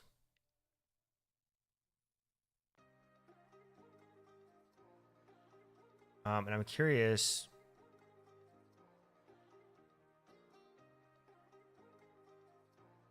So I know to the client, though, it's going to look like it's appearing waterfall. So I'm looking for here.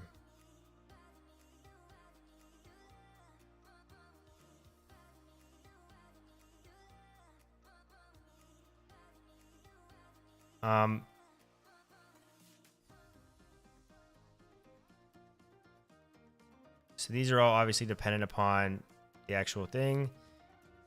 What I'm curious about is And I guess I won't get to see it because I am server side rendering all of it.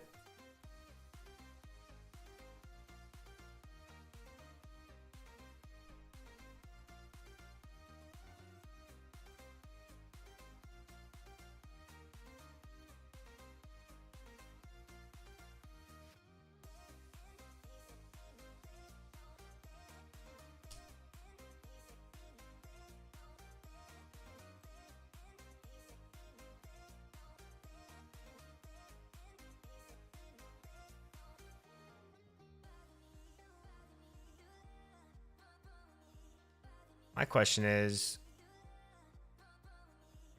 actually, yeah, I probably should just get these here. Okay, I don't need locals there. I do want to read again their warning about awaiting parent.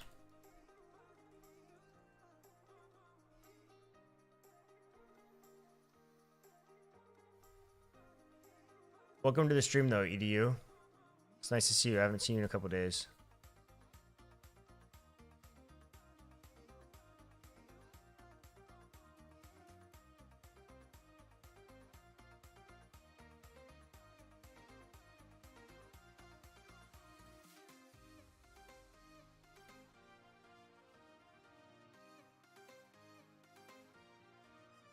Okay, so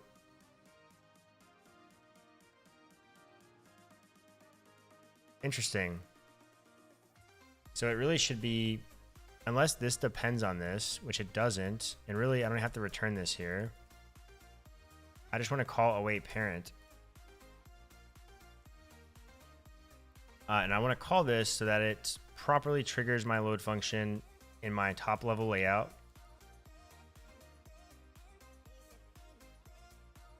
And is then going to throw an error if I'm not logged in.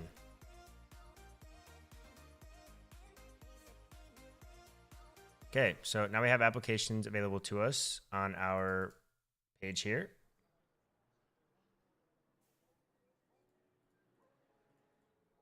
I guess I want to see, like, I need to see some inspiration here.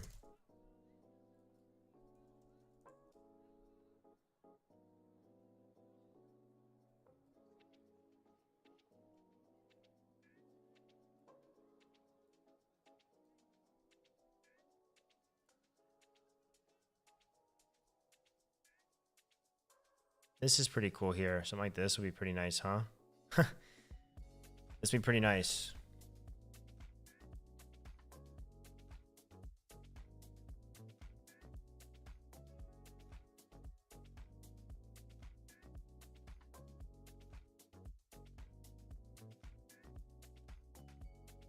This is really nice, actually. I'm going to save this.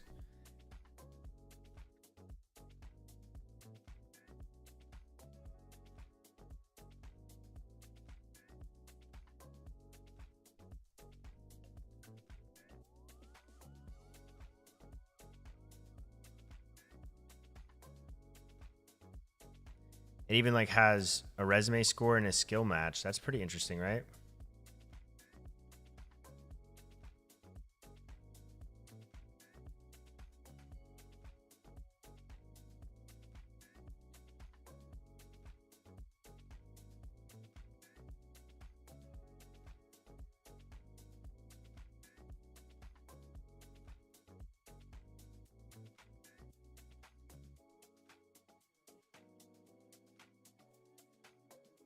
This is also pretty cool.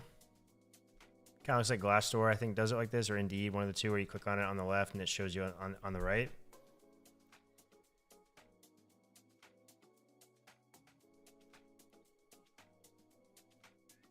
I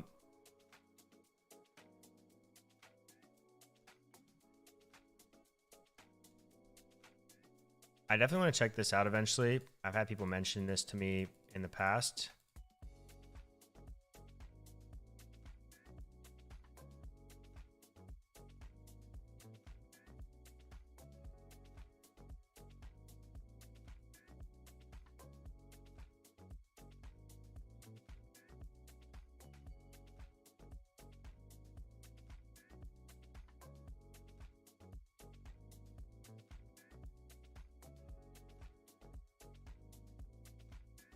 That was you, Constantine?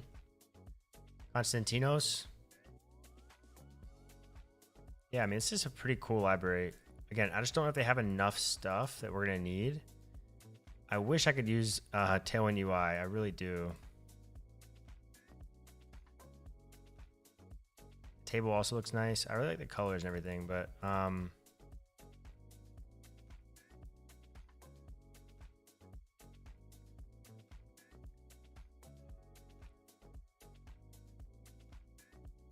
yeah, the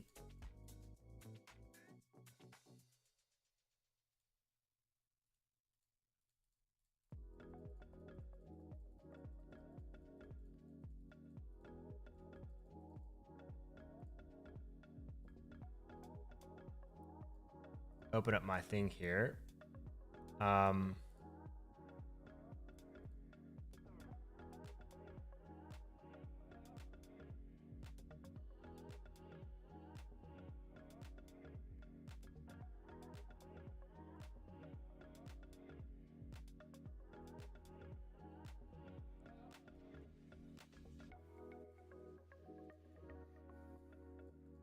Wow.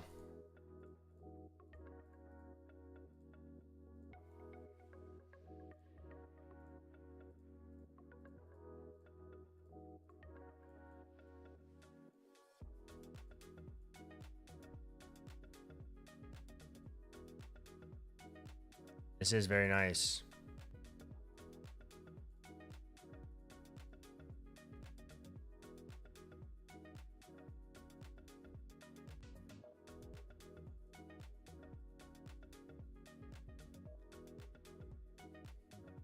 If I knew what I was doing, I'd build it myself. Wouldn't we all? Wouldn't we all? If I wasn't trash at CSS, which I'm actually trying to improve. I'm actually actively improving.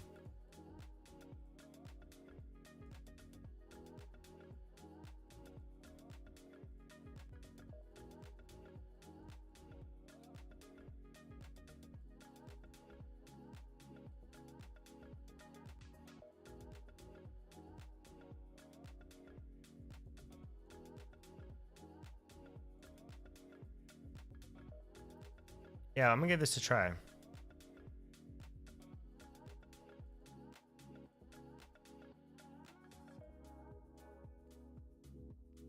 gonna give this a shot for some things. Why not? Let's have fun with it. Theme generator also lets you pick out colors and spits out the CSS for you.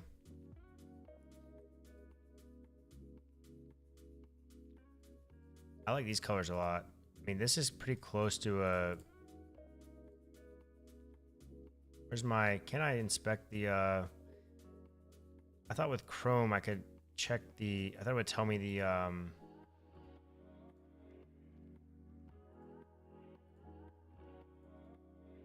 accessibility. No, it's not what I want.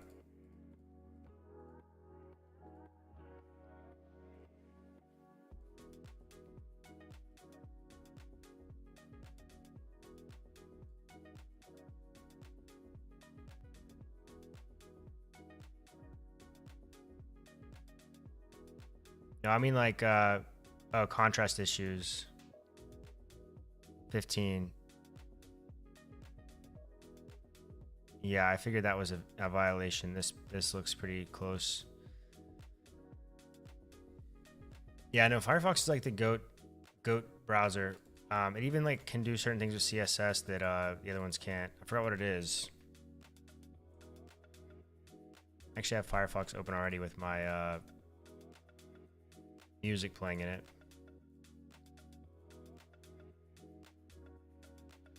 Yeah, what is it? What is it this can do? This can do I think it's like the debugging piece of CSS. Or no, it'll give you information.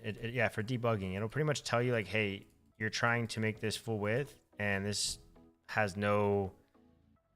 can't go full width because of the fact that it's within something else, right? There's a container that's restricting it or something like that. It's pretty cool.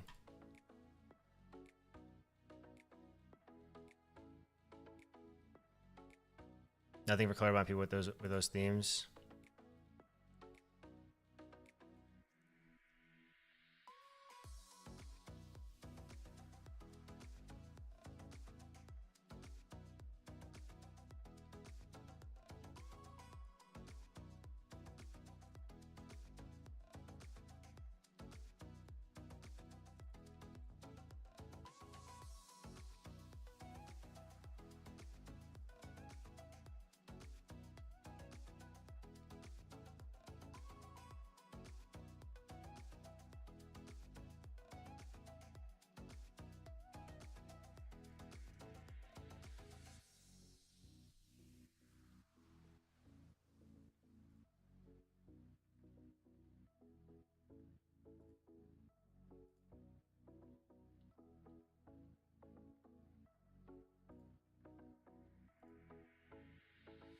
The hell is this?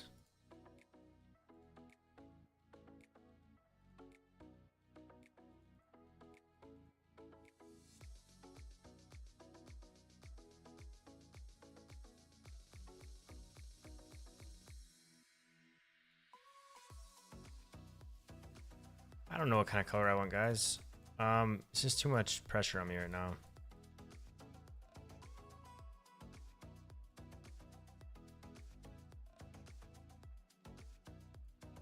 They have bootstrap blue on here or what?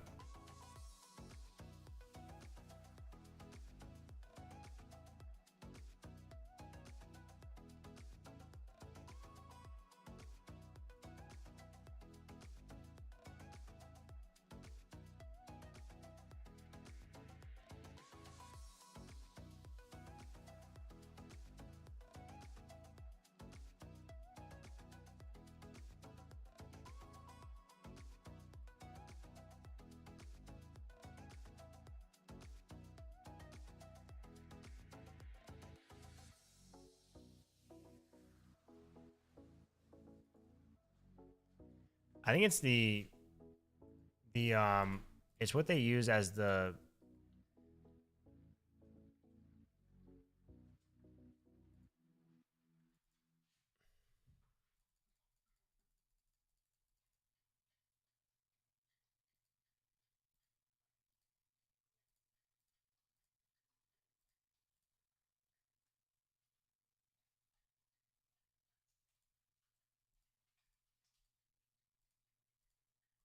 oh, I kind of like that one back there.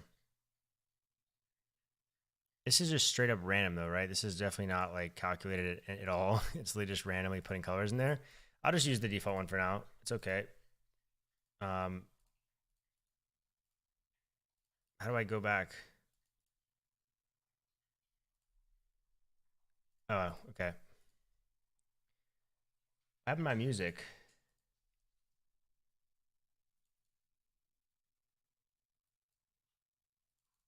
I guess Firefox crashed.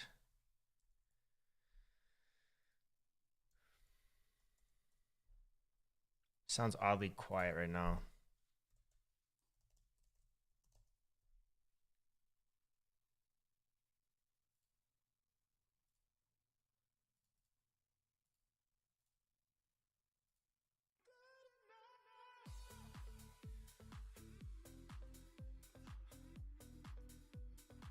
Good enough. That is exactly what I'm saying about this. All right, so how do I get my stuff into Tailwind? It's a plugin or what? The hell is this, bro?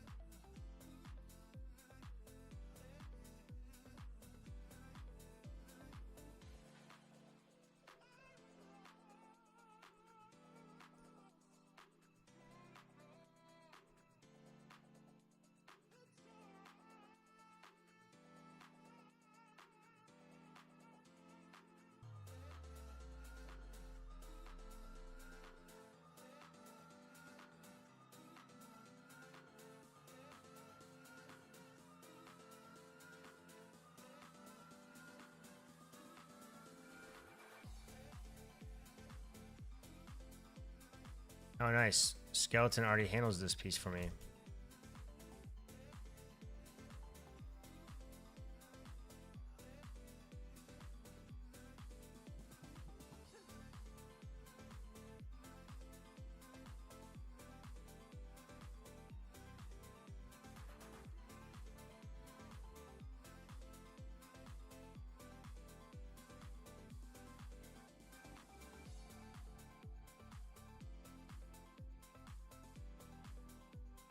Oh, it does?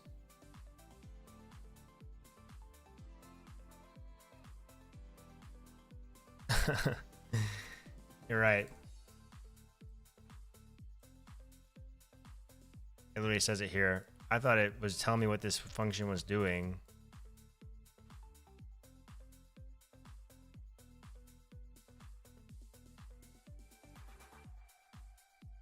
So does this go in here like this? Yeah, it does. Okay, cool. Thank you for catching that, Kevin. Appreciate it. Welcome to the stream.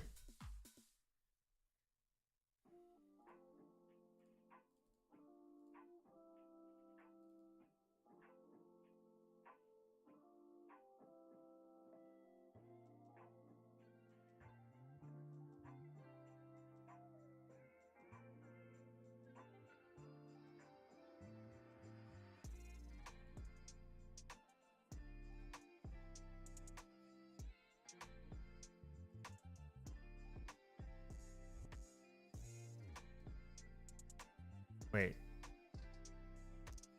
Why did this say contents before, but now it says content?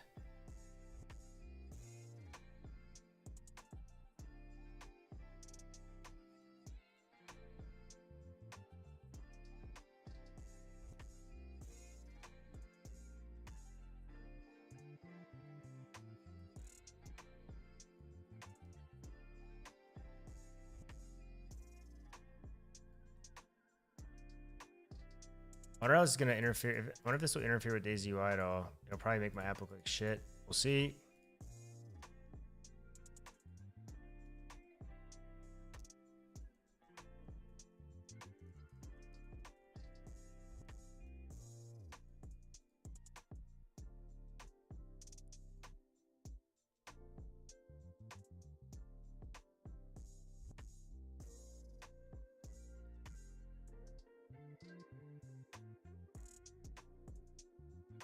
There is.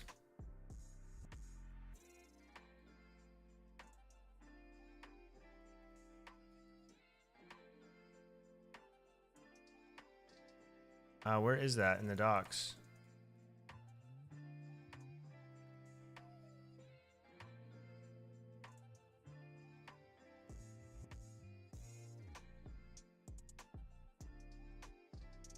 Okay. Yeah, it's probably not. It's probably on the GitHub, I would probably assume, right?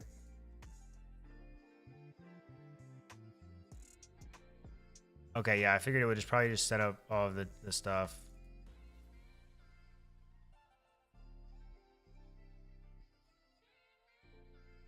Yeah, that's gonna actually, will that actually deploy? That'll actually redeploy an app, right? Oh, no, I'm not.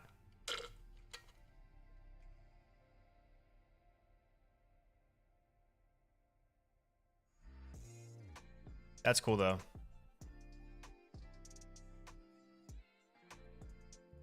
Sorry, let me get this set up real quick. I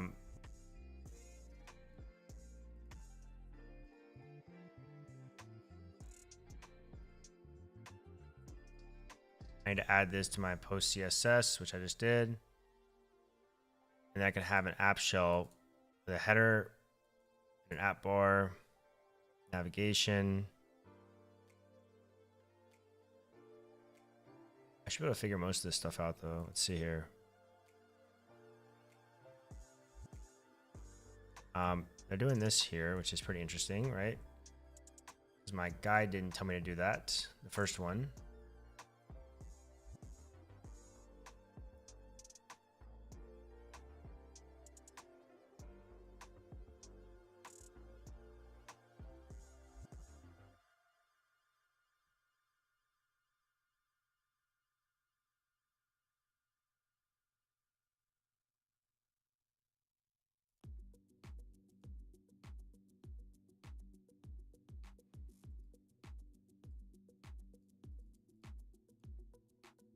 Wow.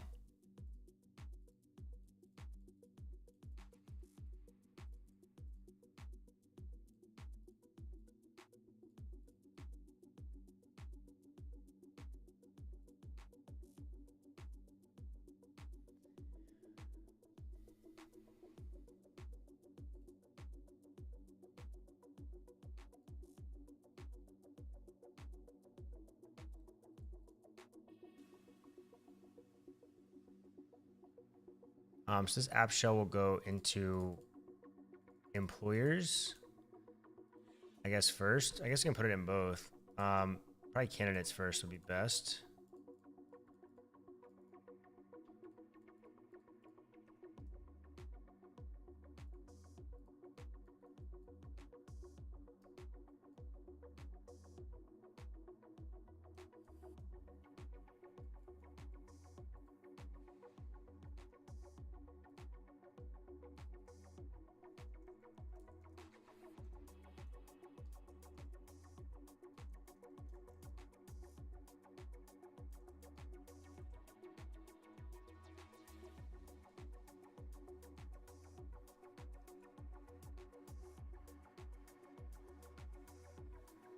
What is it? Skeleton something?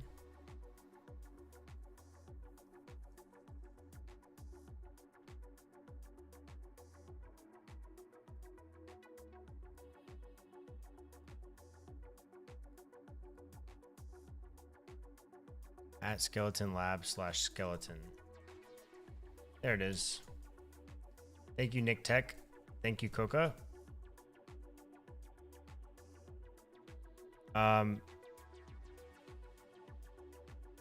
Okay. And then obviously my page header is up here. My sidebar is here.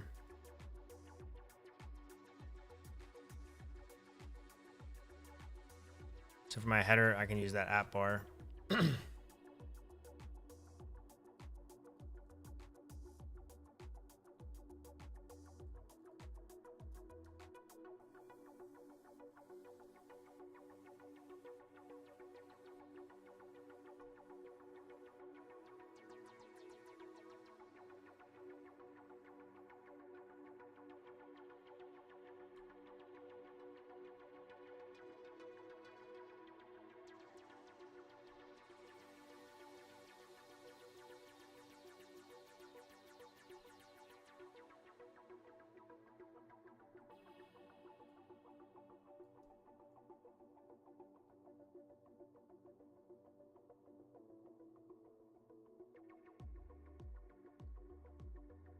Wait, what? Oh, whoops.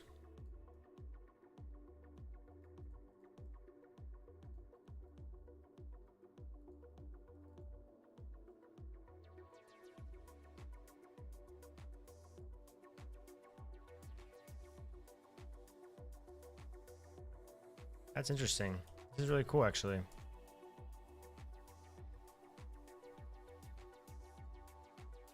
So for this, I can just render out my things, right? So I can just do each nav items as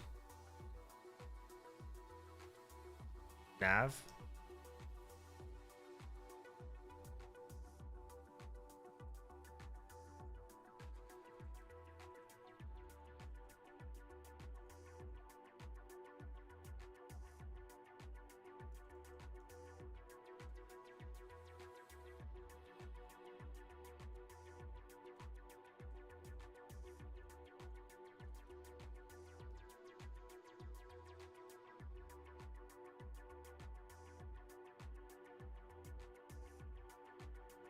Oh yeah.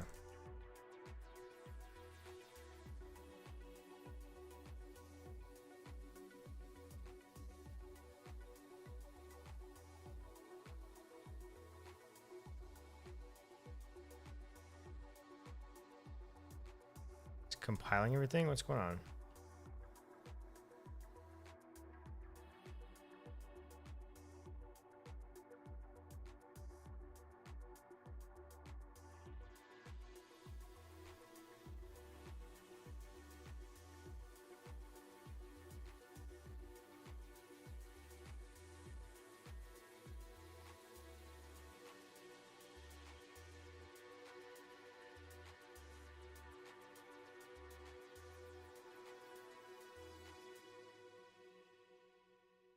Oh, these have to be above this. Whoops. Sorry.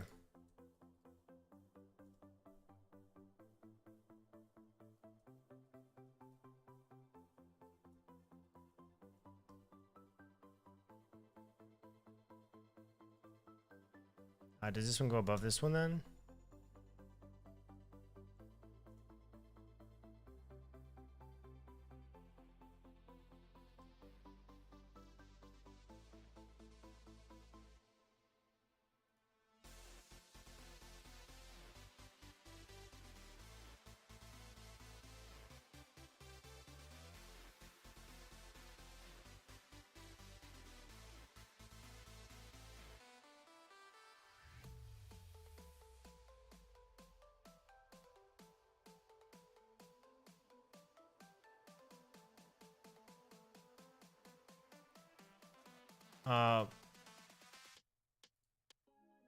What happened?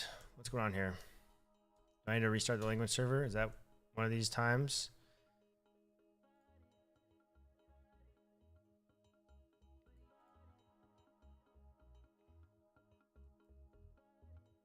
Or do we think Daisy UI might be blocking us here?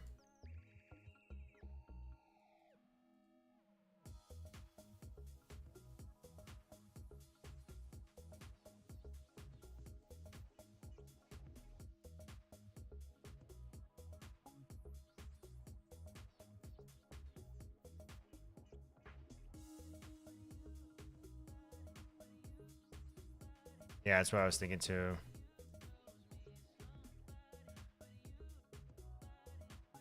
Wow. Doesn't look too bad, honestly, right?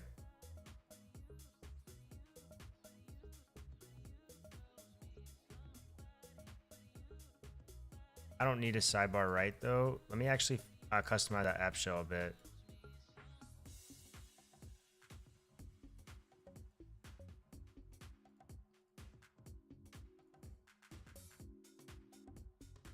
So this is what I want. So I guess I just remove the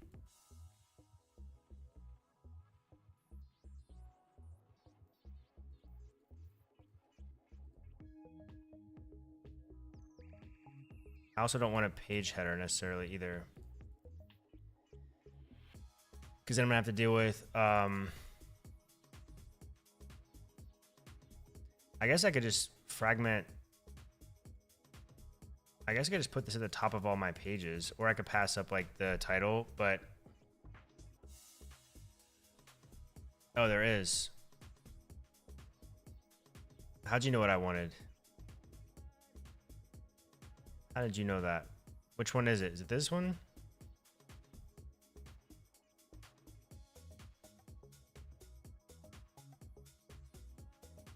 Oh, here it is.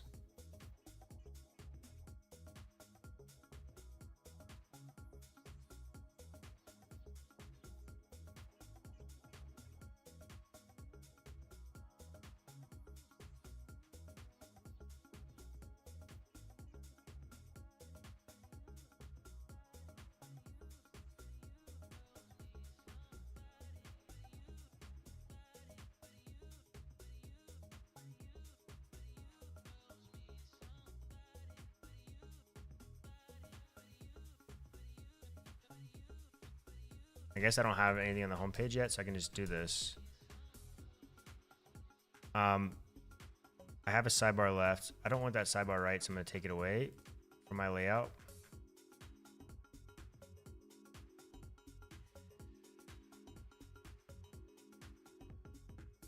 I'm sorry, I don't want the sidebar right. Yeah.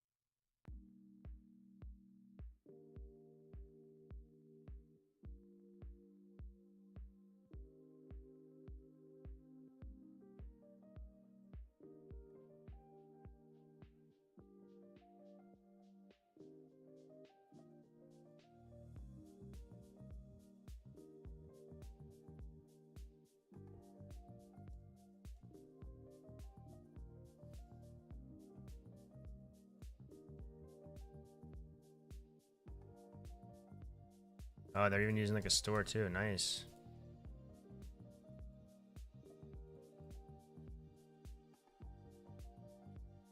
Yeah, that's what I'm gonna do actually.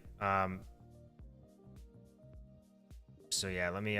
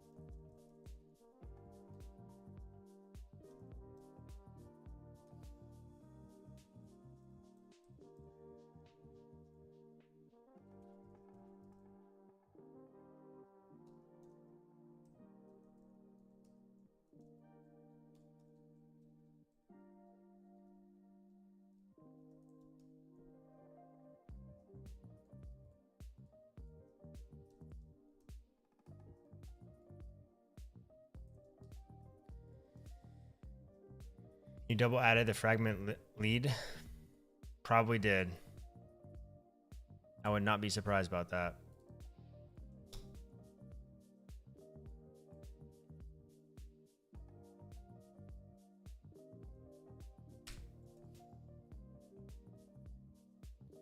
Okay, and then I want to render out the navigation here, which I took from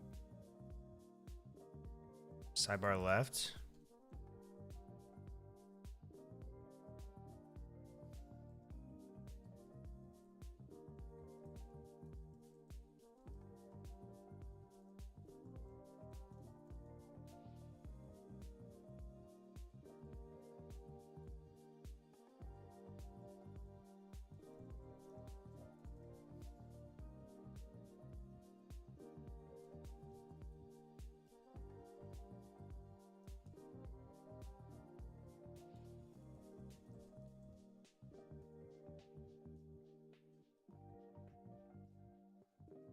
Working with fragments are so weird for me.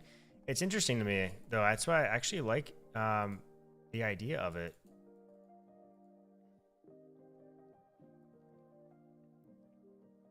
Like the slotting and stuff is super cool to me because of use cases like this with layouts and whatnot. It just seems pretty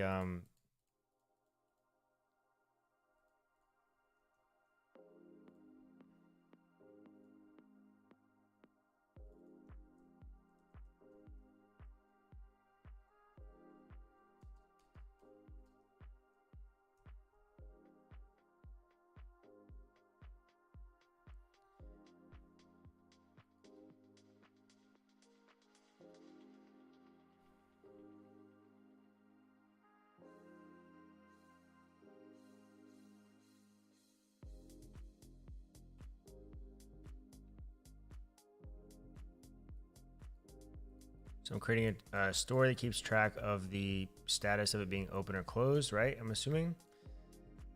I'm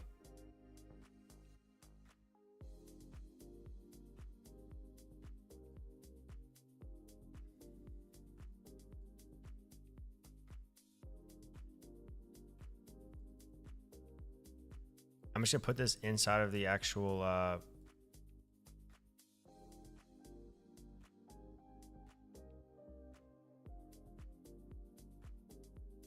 wait, but does this get wrapped? Does this wrap around my entire, is this a wrapper? Contents. Do I have to put this here?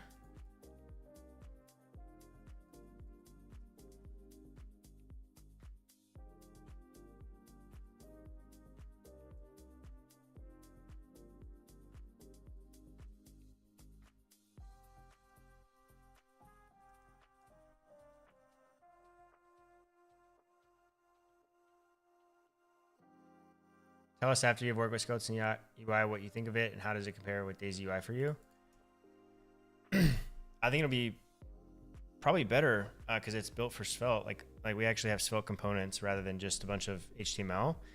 Like Daisy UI, I'm waiting for somebody to make a like Svelte component library out of it. with actual components rather than just.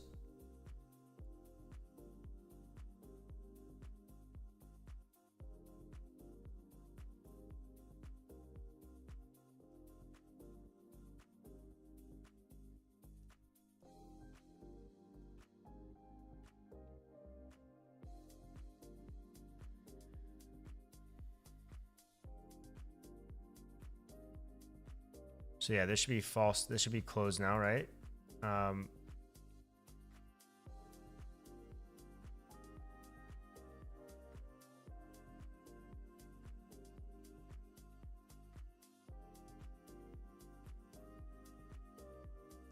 Chris, welcome to the stream. Yeah, someone sent your library to me the other day, and I thought it was beautiful. And I also think your personal site is pretty amazing too. I love the colors you have going on.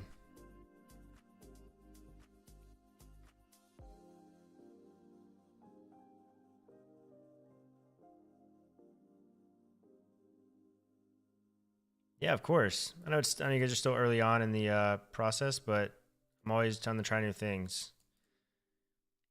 I'm the king of pre-release.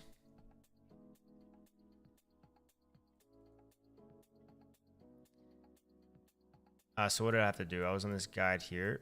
So we have a function that will set it invisible since the default value of open.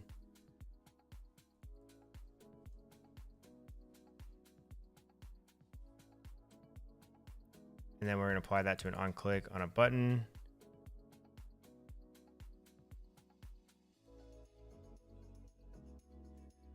Pre-release on top of pre-release.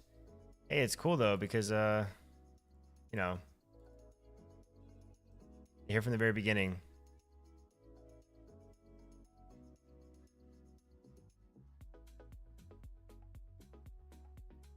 Where's my button at? It's right here.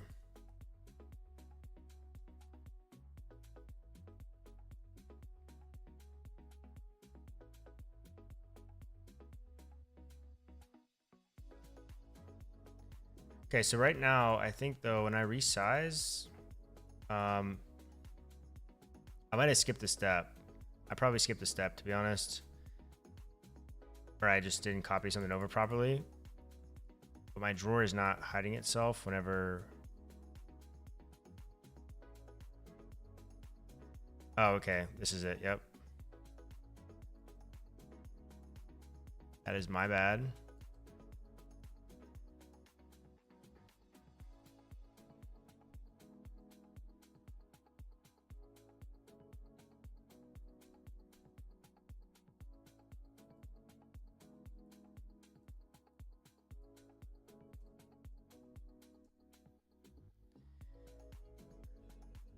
Okay, we also added padding to the navigation. I don't think I did that. You can't breathe. I do have all this. I have all this. Okay. And then I add the navigation to the drawer.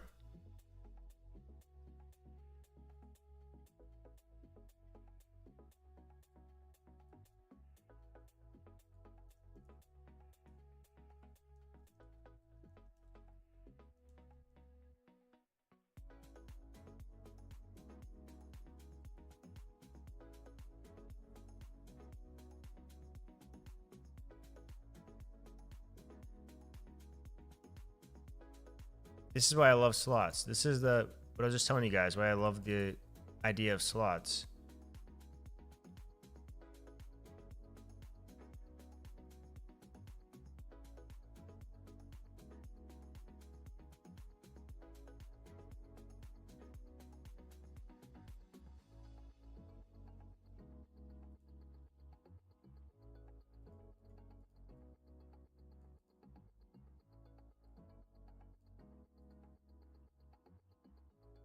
Nice.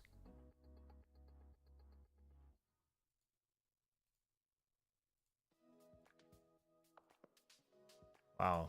Very clean. Are you using like Svelte animations for that? Or is this, or did I mess something up here? What are you oofing me about?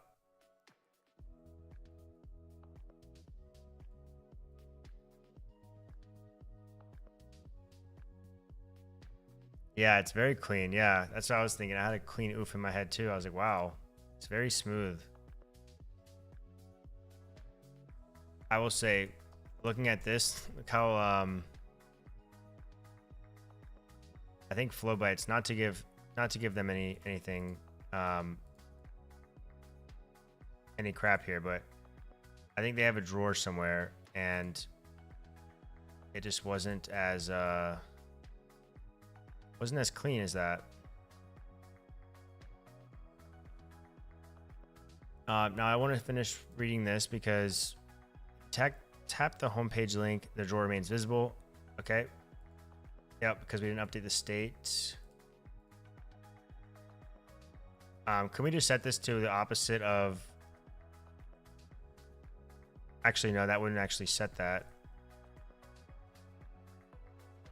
Could probably do like a toggle drawer, right?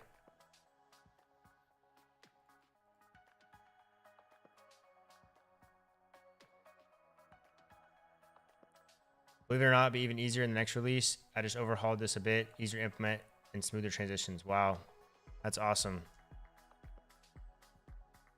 I would definitely be on the lookout for that.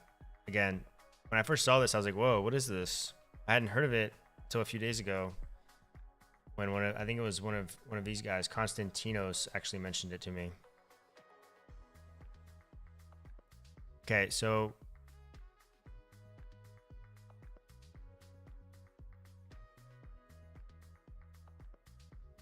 okay, cool. So now we're gonna move this. I was gonna say,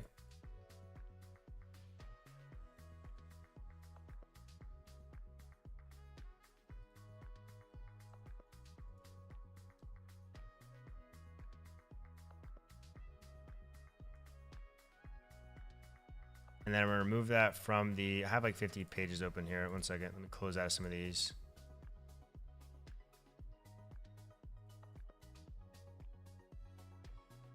And I'm gonna import it into the layouts, and then we can use that.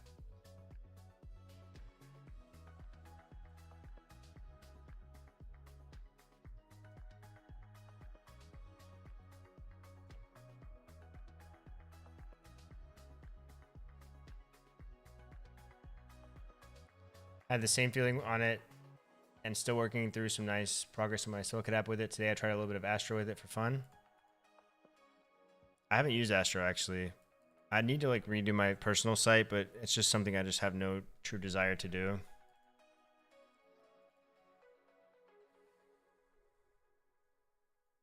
I like to make something similar to what Grim Death has.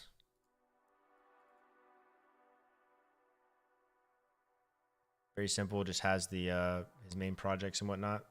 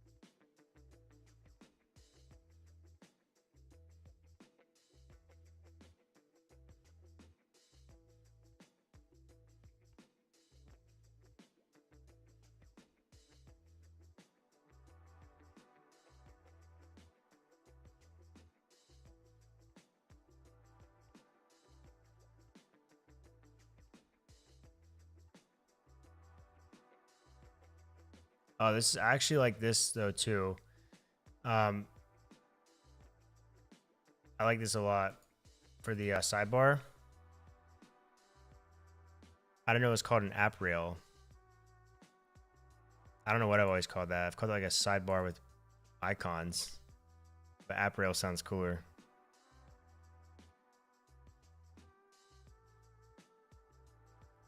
Wow, this is awesome thus far. I'm actually gonna move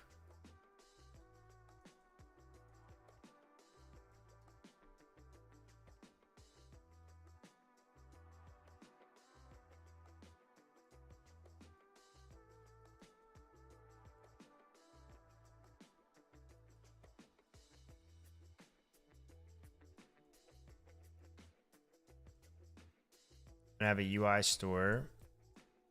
I'm going to do all my UI things in. Now let's check it out. The Discord menu bar.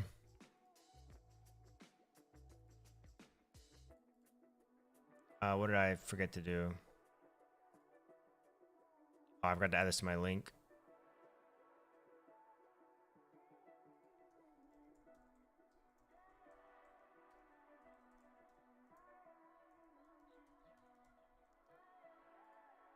Nice. Wow. Beautiful, man. Beautiful.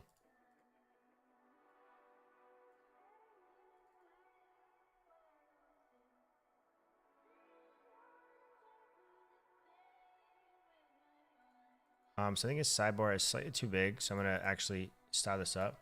That's awesome though. Very nice. I need to redo all my components. I just moved everything from Daisy UI, so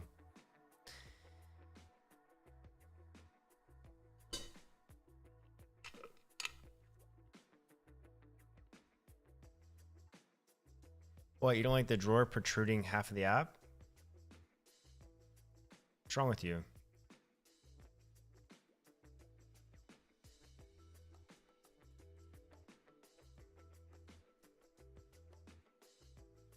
Oh, I see what's happening here. My Tailwind IntelliSense isn't working because it's not in a class. And don't tell Luminox, yeah. Thankfully he's not here right now. I think I can do 36, right? And then I have to obviously increase the size of the text, which I think I can just do inside of the navigation here. What classes are being applied by default?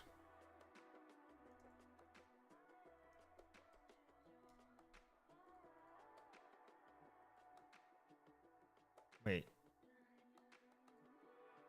Oh, does this not have any actual classes? It's just to like a selector?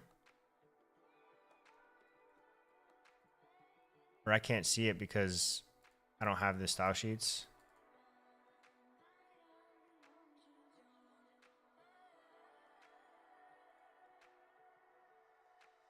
Usually when I hover over it, I can see what the actual underlying styles are. I guess I can look at it in the browser.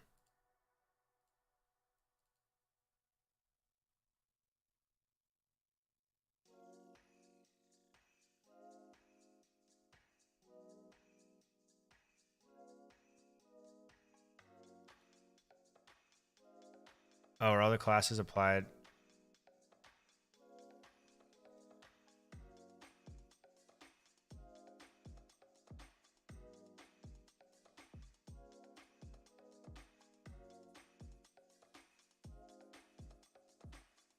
This is all inherited.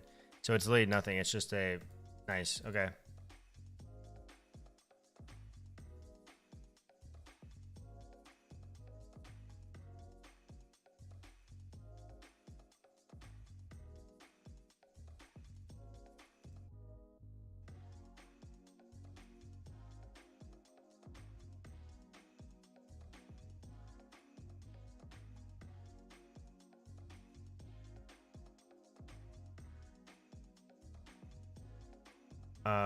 And then I'm assuming there's some type of yeah, I appreciate it. I appreciate it a lot. Thank you.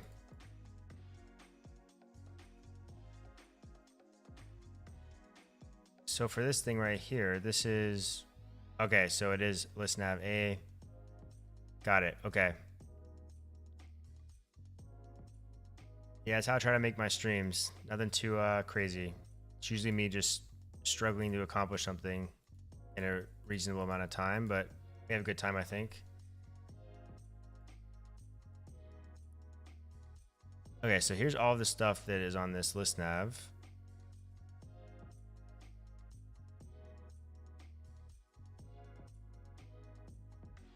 Border radius.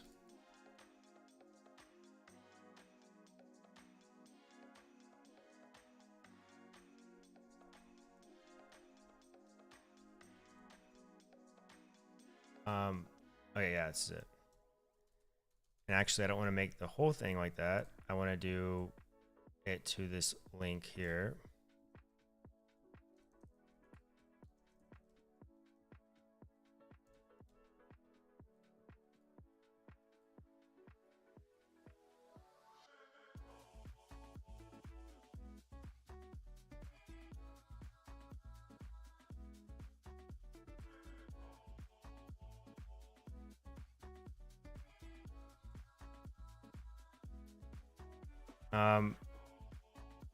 Is this not... Will this not override the...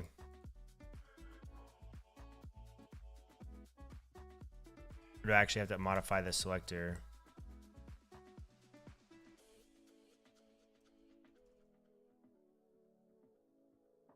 Oh my gosh, man. Copilot is insane.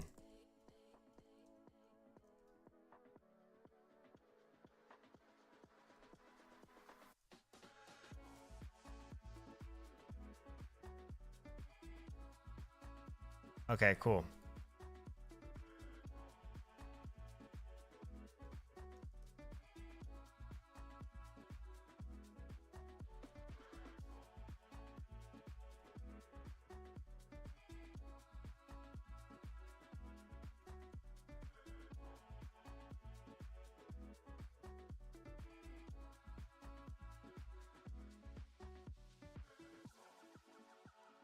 Okay, so there's slightly too much breathing room. I think it's a padding 4 that I have here.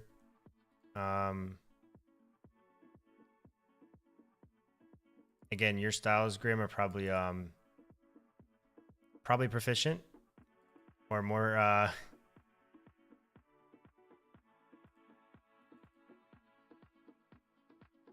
yeah, this looks nicer to me. At least for our application here. I always hesitate with doing the app rails because of the fact that people just don't know what different icons mean.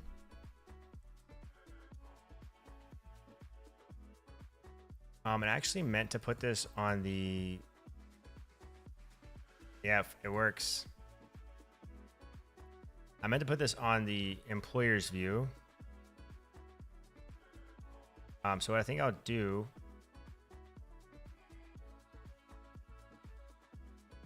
What do you think here? So right now on our root layout, we don't have anything because of the fact that we're doing some layout groups.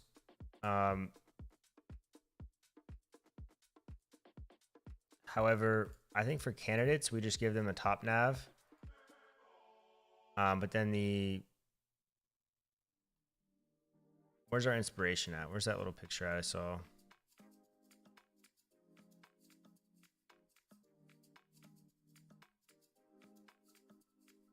I saved it somewhere.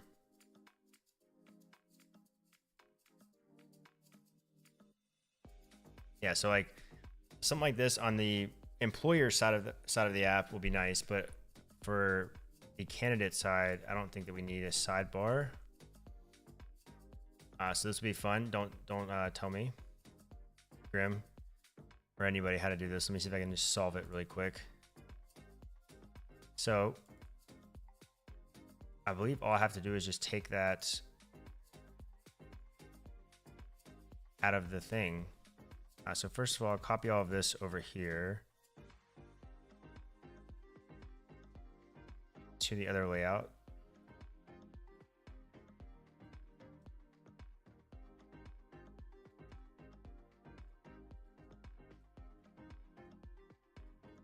Zipped. I also need that function.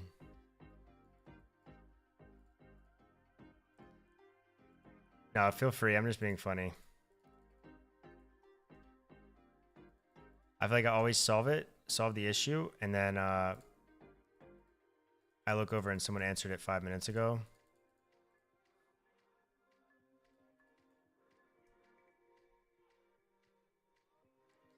Alrighty, so if we go to employer view now, we have this is what we want.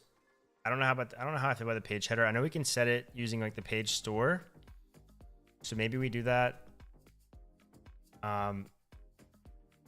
And then also, of course, the footer will do as well. Wow, there's a page footer and a full footer.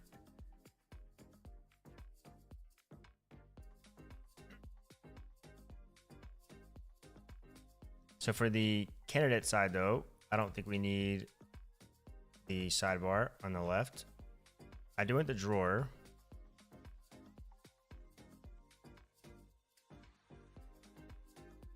And that's this fragment sidebar left here. So if I just drop this out of the equation. Nice. Wow. Very nice.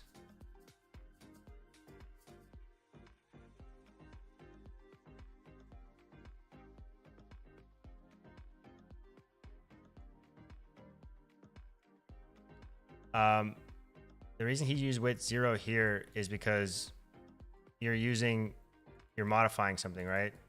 Oh, you're saying like just hidden and visible?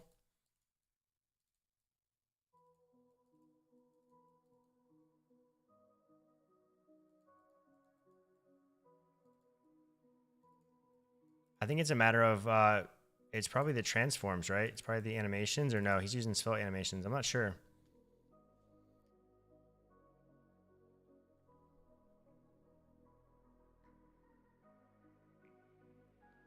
But I imagine it has something to do with the... Yeah, I'm not sure. Yeah, that's what I think it would animate differently. It would like come in as a full object rather than growing in size, right? Okay. Left to right with width. Both are valid. Cool. Question answered.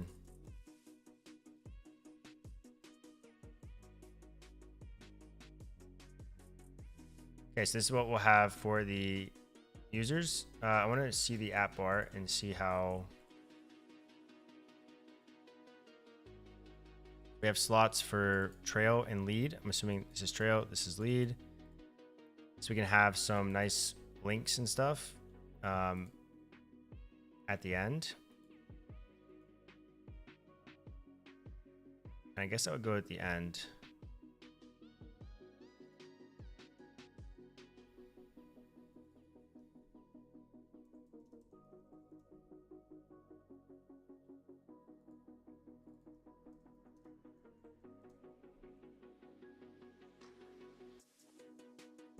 Hello, what font are you using in your IDE? Honestly, I don't remember. Let me check for you.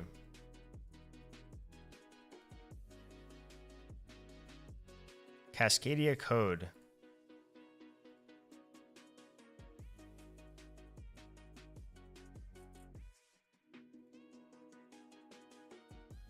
Yeah, that is true, Grim. That is a very good point.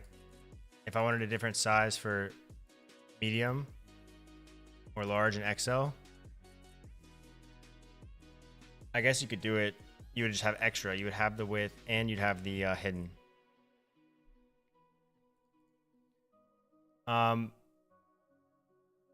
Maybe I have something else set up.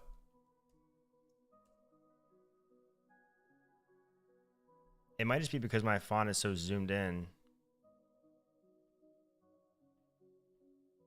What looks different about mine? Welcome to the stream, by the way, Drago. Or Dragox. Is it Dragox or Dragox?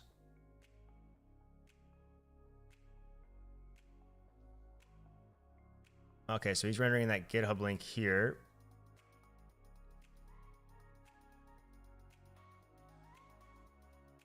So what we want to do is we want to render out like some nav links.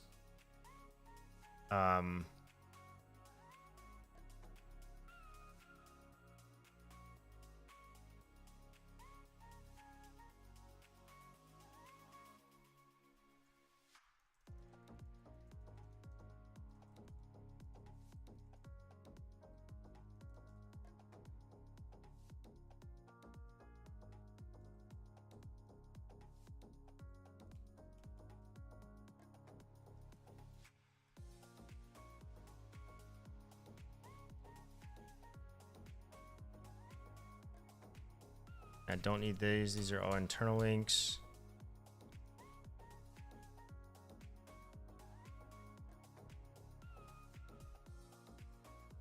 And this is actually need to think here, because so we'll have like the sidebar, at least on our employers page, we'll have the sidebar links, and we'll also have like the top navigation links.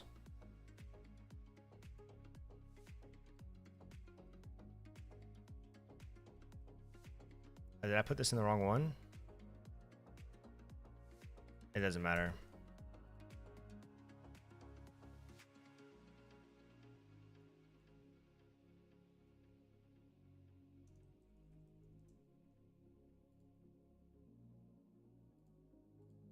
I have a bad habit of control Xing lines to delete them. I'm not sure if everybody does that or if that's just me, but I always end up cutting something when I'm trying to paste something.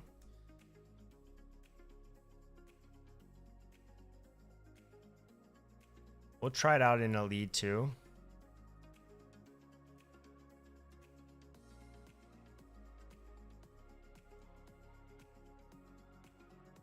I obviously need to put some spacing between the two.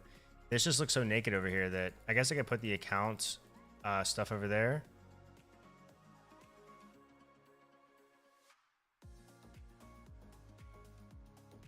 I mean, yeah, I feel like links go over here, right? I always feel like it's more natural to have them over here.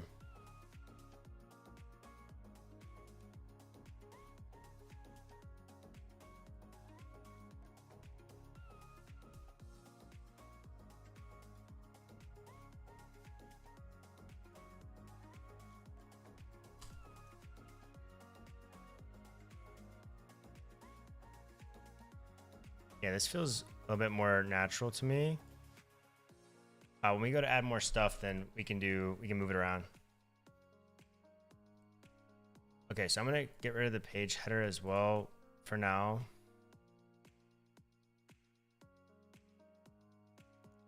If I leave that fragment there, will it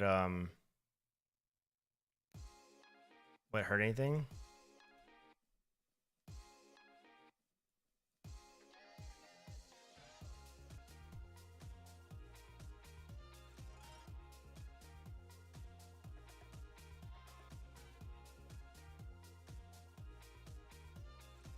What kind of app are you building? I'm building like a job board application like Indeed or Glassdoor or whatever.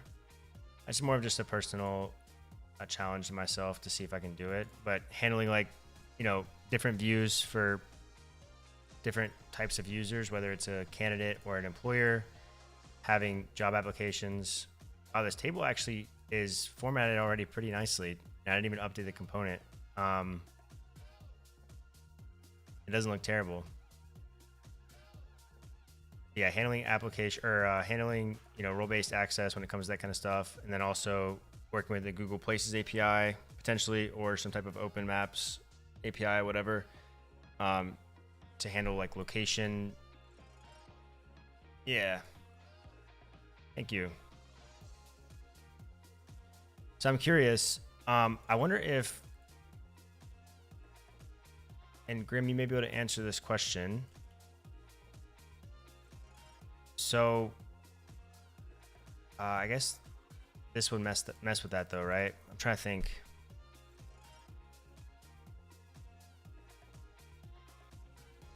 I could have conditional set up. What I'm trying to do is I have this exact thing duplicated on two different layouts because I have two different layouts, but they're going to share some things, but I guess they're not going to share enough for them to. But if I wrapped my slot in this app shell, I could put a lead slot inside of another layout that's the root, that's immediately beneath of this one, and it would still go in the right place, right? But I guess I have to have this slot up here though, so I guess that wouldn't particularly work correctly.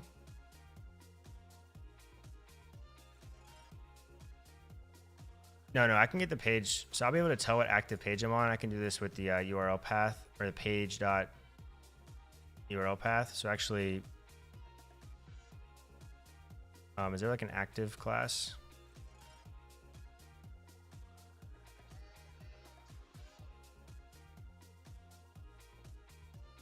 Or I guess I'll just get the focused or the hover stuff.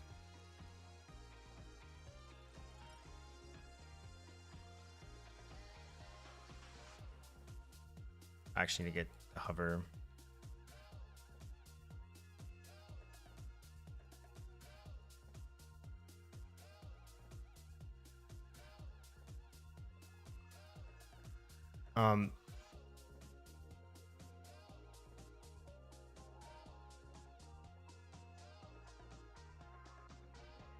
Okay, so right now, let me get myself grounded here, situated. So this is the admin panel. I don't need two different, I'm gonna need two different navs for this one because of the fact that We're gonna have a separate sidebar, obviously, than up here. Up here, we'll probably just have like log out and candidate view for the time being. And then we'll have all of our actual stuff down here, I believe is what we'll do. So for the employers layout, we'll have nav items here. We'll actually call this sidebar nav.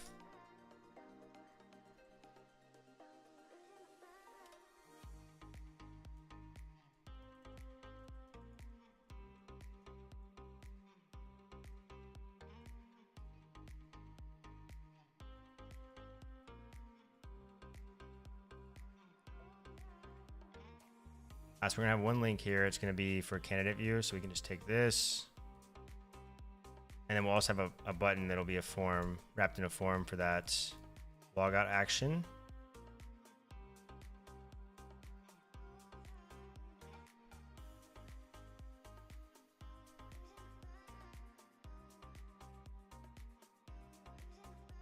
But the drawer though, I need it to be both. So I guess I can just combine these, right? I can just say,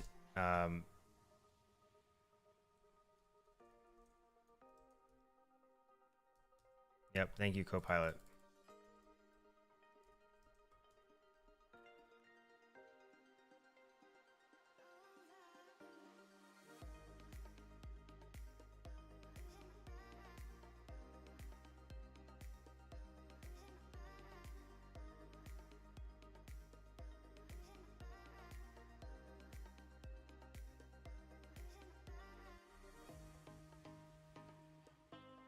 Oh yeah. There we go. And then here, we'll just say each top nav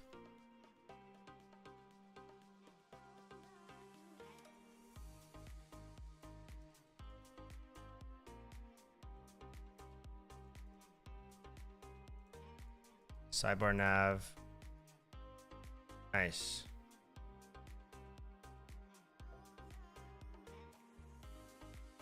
So I need to remove the page heading.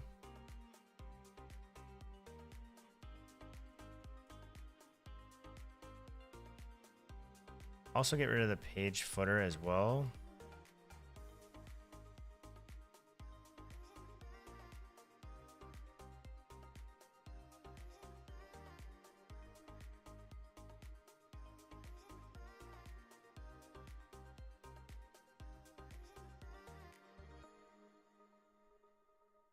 And then for now, because I don't have anything to put in a footer, I'm gonna also kill that for the time being.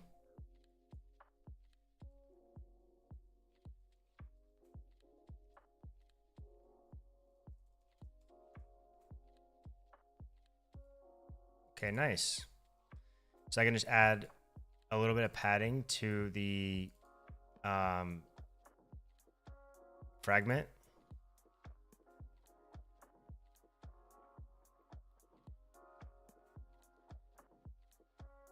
You're not going to add a class directly to this, right? Or no?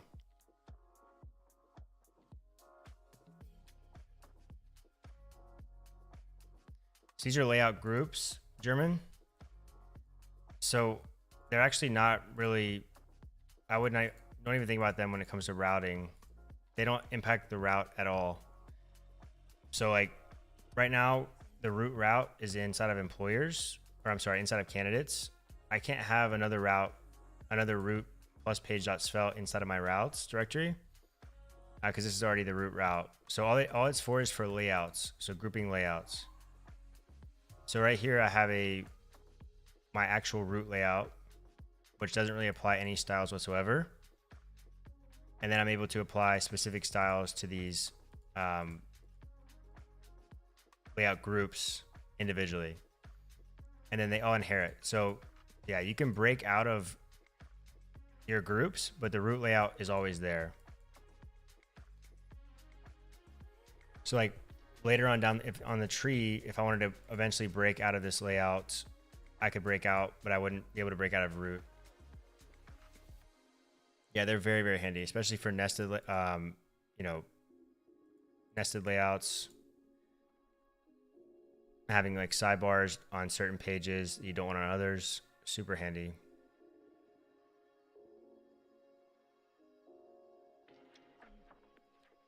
And being able to reset them is pretty cool too. I don't know if you can reset without groups. Maybe you can, I can't remember. Okay, so we were at job postings. I guess I can update this table with that nice data table we have access to now. Wow. This is a very beautiful table. It even has a nice I think it's a gradient. It's transparent or something. It looks super nice. And I can search the table. What?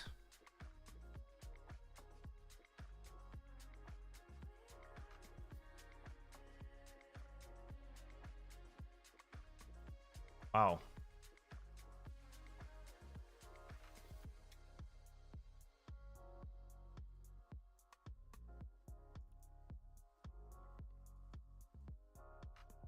I'm curious as to how much I can make this.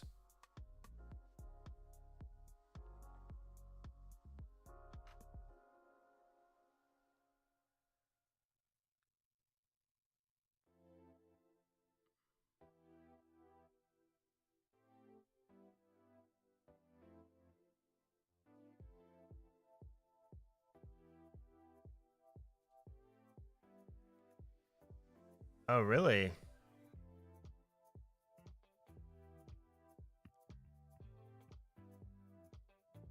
Coca's working on this?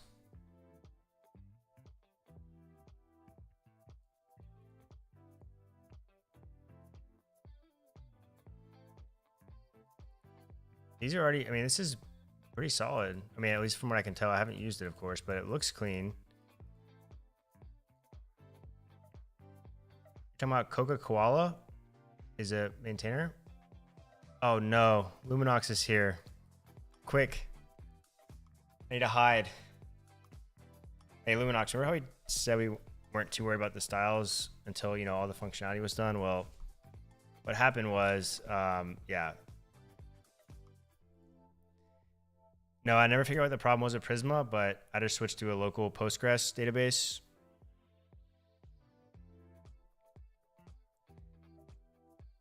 And yeah, just for local development, same thing. Because I couldn't wait for 2 seconds for that to load every single time. Yeah, we made some good progress so far. I think we have our database seeds done, and we're working on using skeleton UI, which is pretty nice so far. The creator is Grimdeath 9740. He's been in here helping me out.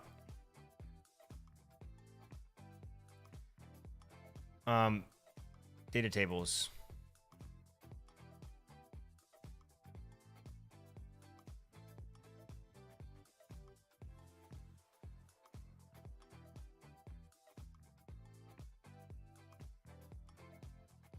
Okay, so this is not a component.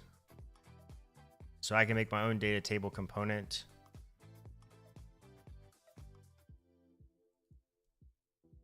And then figure out how to extend it from there.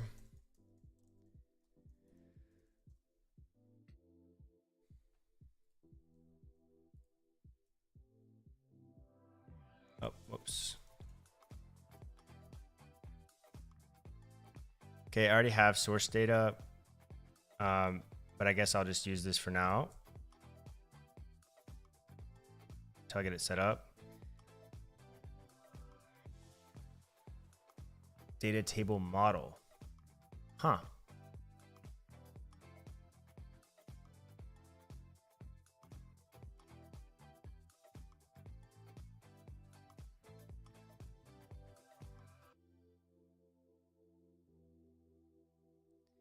You guys certainly do. You certainly do.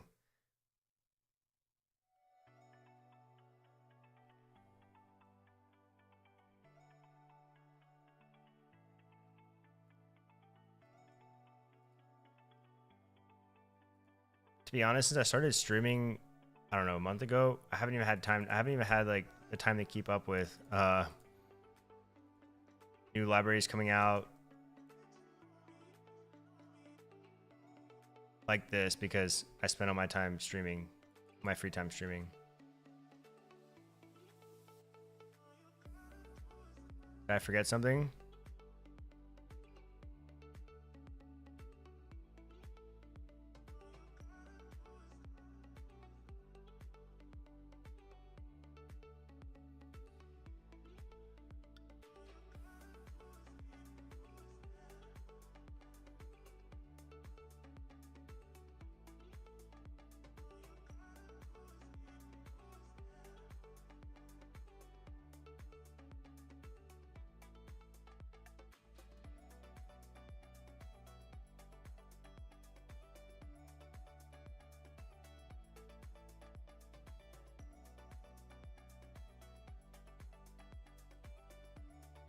Wow, this is actually pretty insane.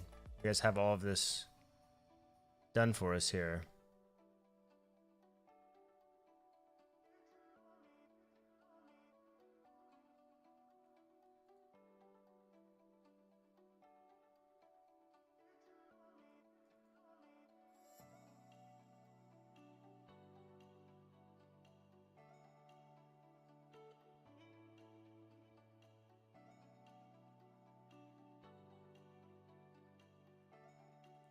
Okay, so filtered by default is, okay, source data until I add a filter.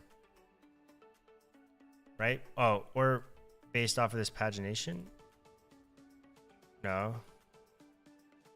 It's still source data.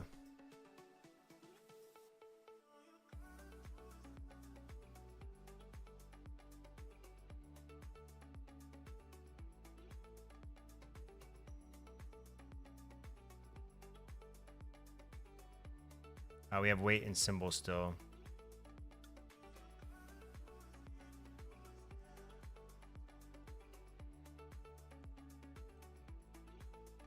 I just want to set this up using this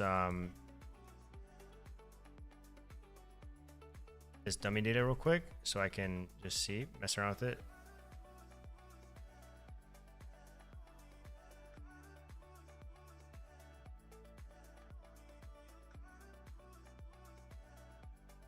Yeah, we've kind of kept a low profile, just set up a new company, which means the GitHub and NPM orgs. The fewer folks to migrate, the better. That's true. That is good. You also won't have people complaining to you about breaking changes when you're still at pre-release. That's the funny thing to me about certain developers. It's like, you know what you're getting yourself into when you use something that's pre-release. Even if it's not pre-release, like,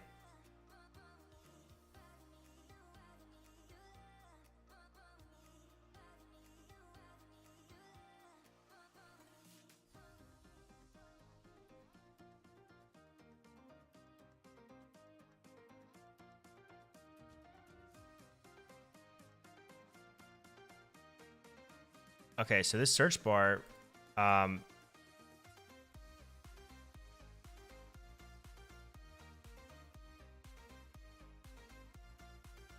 can obviously go anywhere on the page.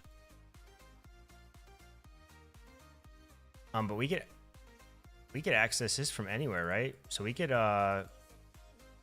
put the search bar in the search bar they have up here essentially and search all this data if we wanted to.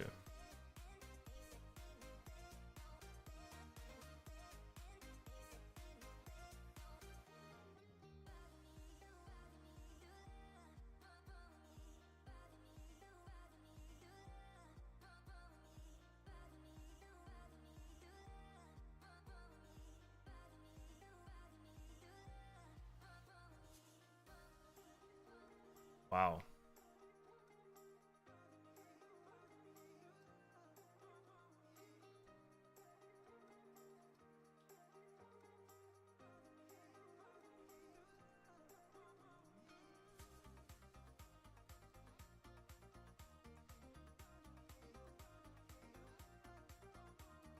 Luminox, how has your day been?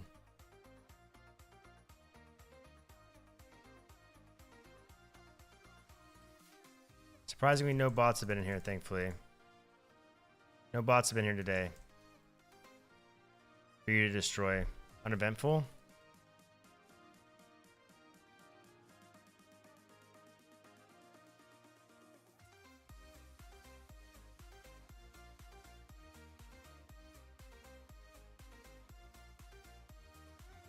Mine has 2 until recently.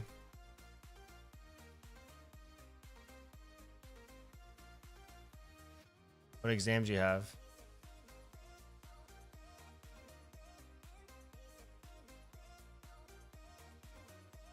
Spell action called table interaction to your element. Wow.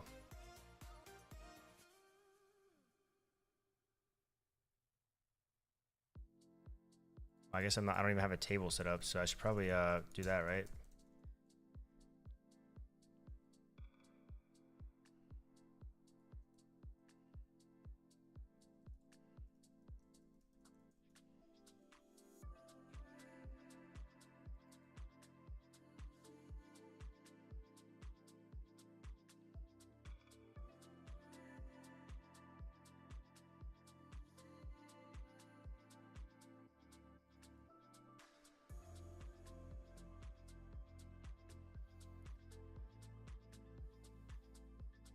French, C exam with binary trees, Python, JavaScript exam, and another C project I need to give. Wow.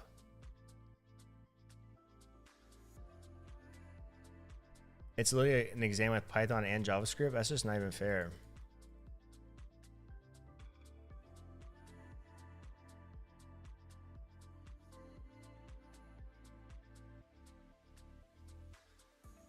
Pair this with a matching pair.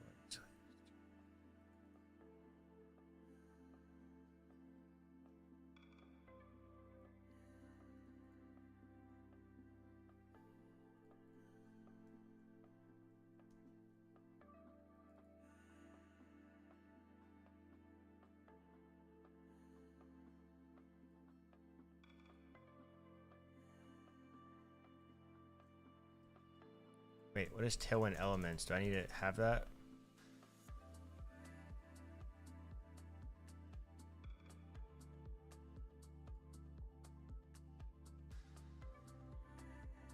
That might have been part of the guide I skipped.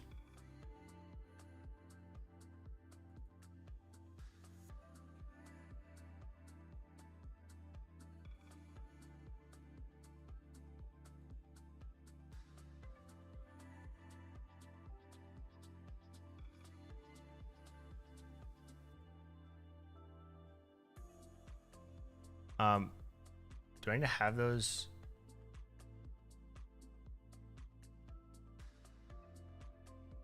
Oh, okay. Got it. I literally went to this and I was like, do I need to install this or? Okay, got it.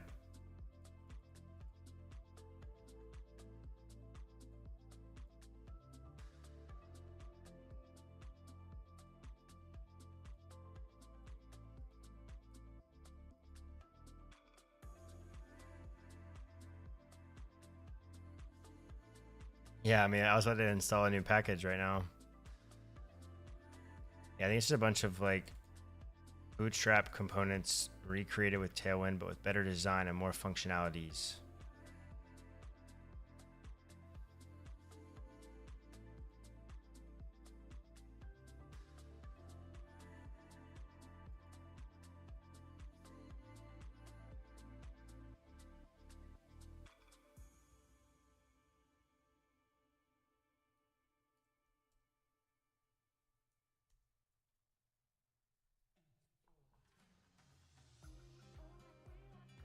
Okay, cool. This is good to know. I can pre-select some of them.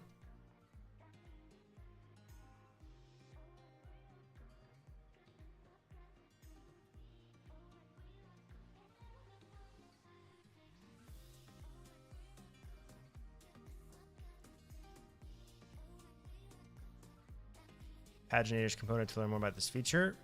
For data tables, use data table model.pagination to ensure the model updates reactively. The wrapping if statement is required.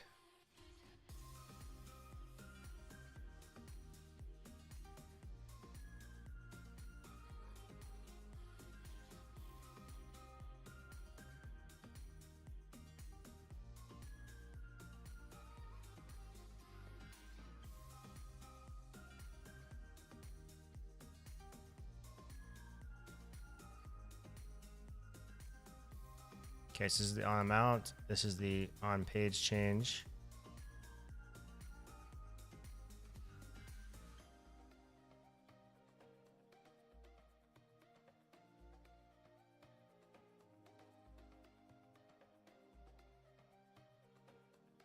Nice.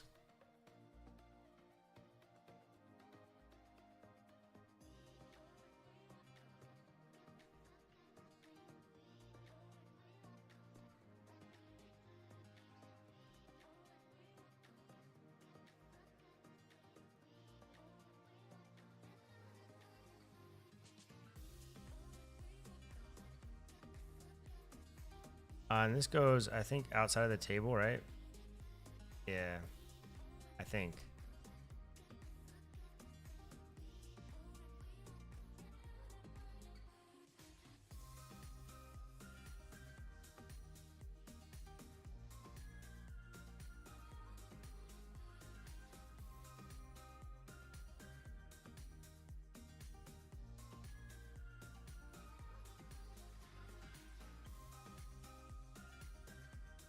Oh, sorry, I was missing what you guys were saying.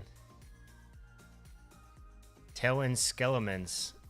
I like that. Tailwind skeletons. Grim's already working on a trademark application right now for skeletons. Daisy and Flowbyte call themselves components, which isn't confusing at all. Yeah, that's what, like, someone asked me if I like Flowbyte Svelte more than Daisy UI, but Flowbyte Svelte actually has Svelte components to an extent, but Daisy UI has no components. It's literally just HTML and Tailwind. I could create my own components if I wanted to, but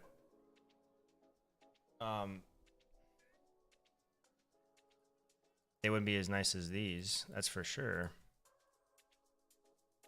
Coca, I had no idea you were working on this project.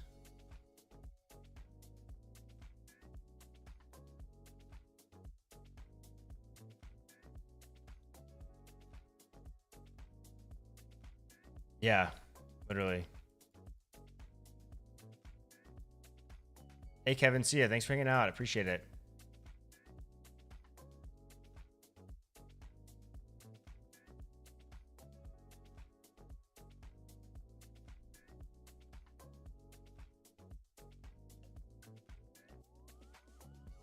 Okay, so now we have our data table here. What I should be able to do now is import it somewhere. And right now we just have like dummy data. I guess I'll put it on the applications page because we haven't done anything with that yet. And we have a bunch of data that's ripe for being put into a table like this. So I think if I go to job postings and then I click on applications, I just have a bunch of JSON at the moment.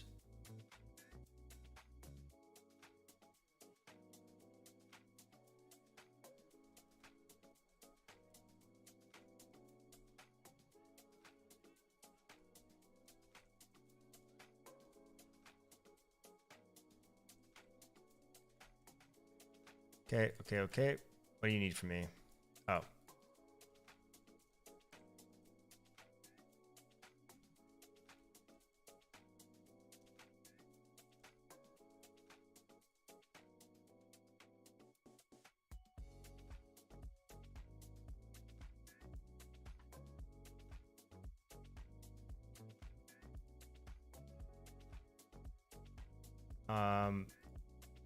Oh, this is unstyled. Is this just unstyled, Grim? Is this why it's under the utilities? You probably said that.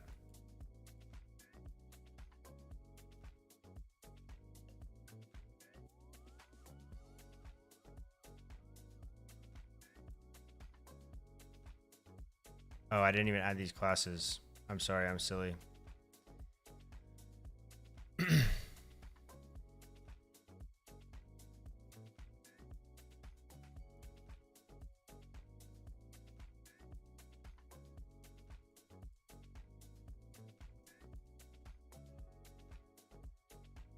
That's nice though that you have that ability.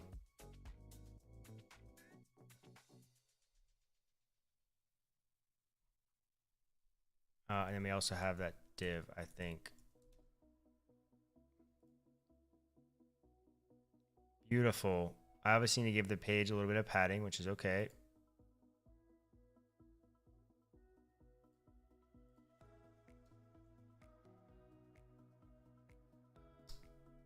I think I can add that to this though. I should probably add to the page.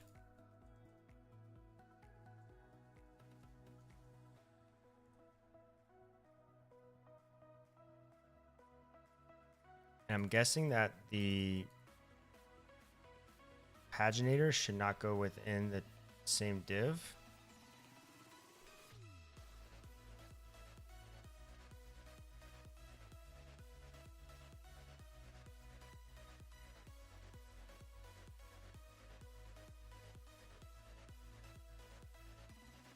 Beautiful.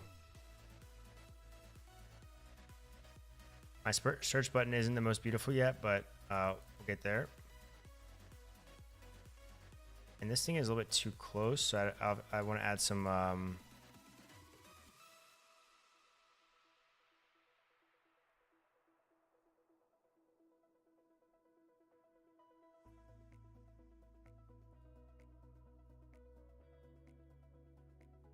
ship it, right? All right, let's see how I can populate my data in here now. So I'm gonna have to make this data table. What's yelling at me right now?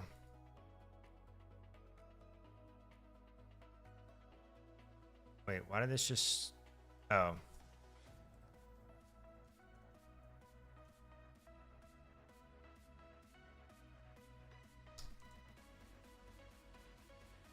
Okay, so employers, jobs, job ID, applications, page.svelte. We're not using data. Our data table, I think I skipped something.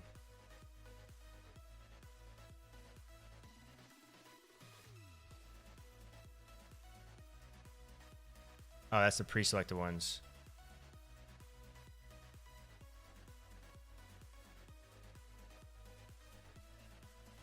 Okay.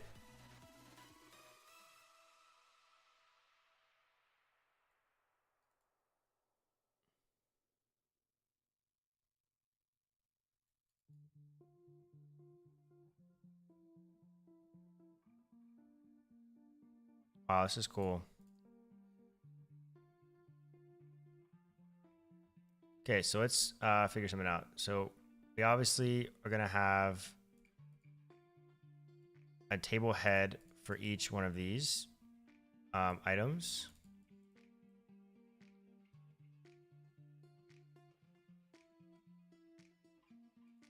So what we can do is we can just say each. Well, first I need to take in a data prop or a, what do we call it up here? Source data.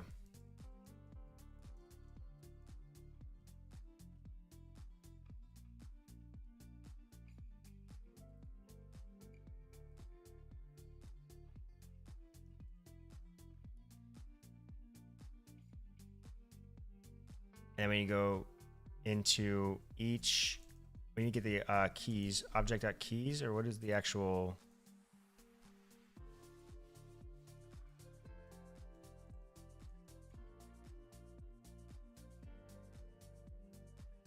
I think I have that, German, actually.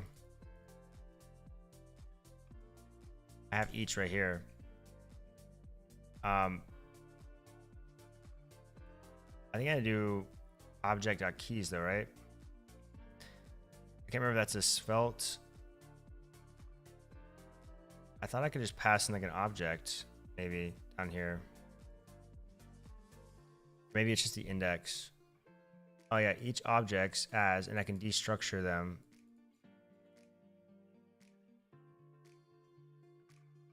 Yeah, each objects as, and then I can just destructure the objects to get out all the things. Yeah. Each source data as, and I can just say, Yo, chill out, Copilot.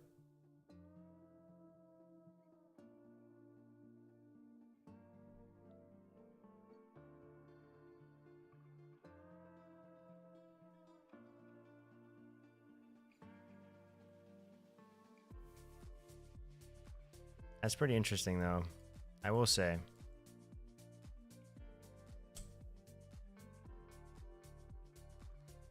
I just got it today. I'm just trying it out today. I've never used it before ever. I've used like tab 9 and one of the other ones, whatever it's called, like Kite or whatever. They've always been kind of annoying to me, so I end up turning them off. So this data here, let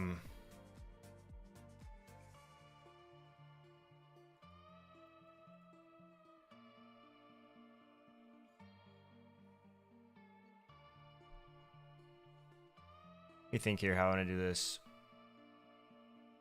I'm trying to make this extendable.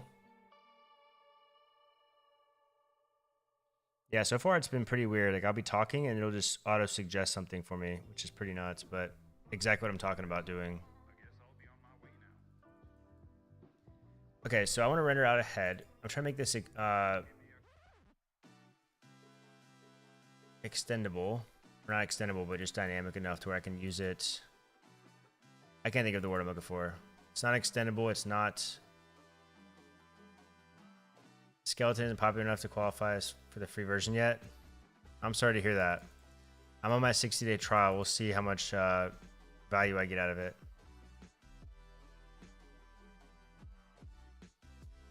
Okay, so how do I want to do this? So there's going to be some.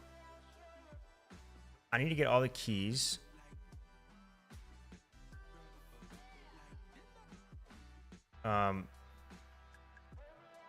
I just did this.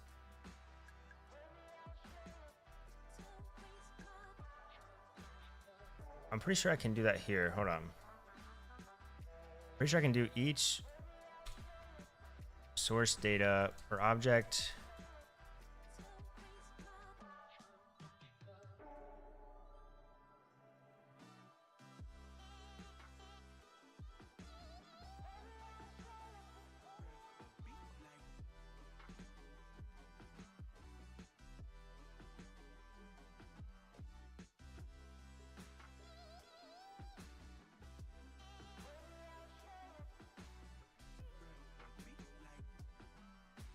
I think this is what I wanted to do. Nice, it still works. Yep, that way I can pass in like whatever structure. I guess as long as all the objects are of the same structure, which they will be in this case at least. I have it free because I'm a student and it's pretty good. I wouldn't pay for it though. How much is it? Like 10 bucks a month? I spend $10 on worse, I feel like.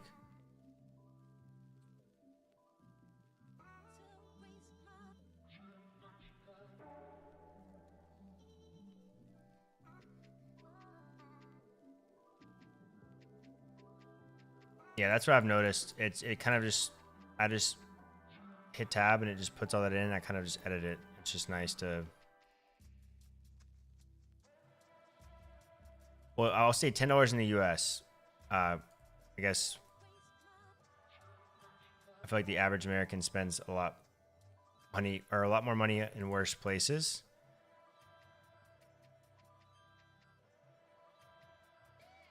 Yeah, I saw that too, Constantinos. Saw that too. Okay, so this will allow me to get all the keys from whatever the first object I place in.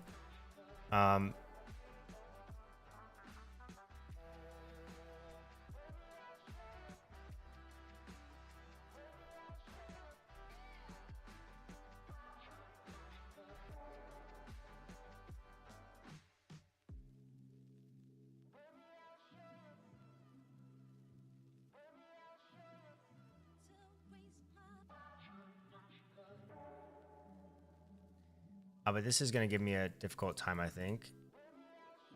Actually, I can do the same thing here.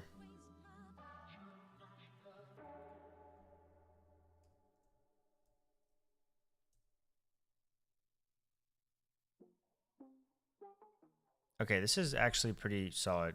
Wow. That was nice for it to do that for me, because that would have took me a couple minutes to think about what I was trying to do there. And it just did that for me right there.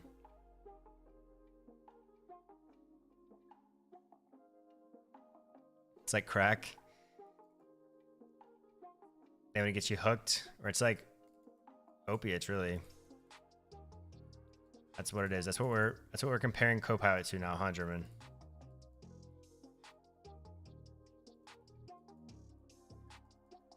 Yeah, of course they do.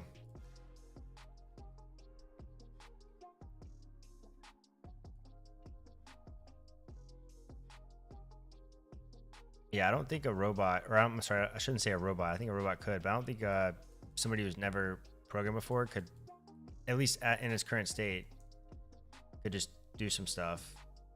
They could solve some like Code Wars challenges and whatnot, probably.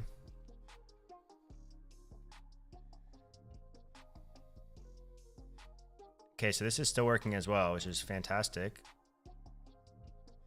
So I think at this point, it's now literally all we have to do is just pass in our data. It doesn't really matter what the structure is. It should do it.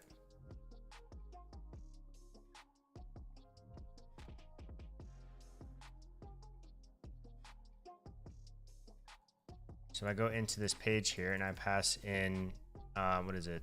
Source data. Data dot.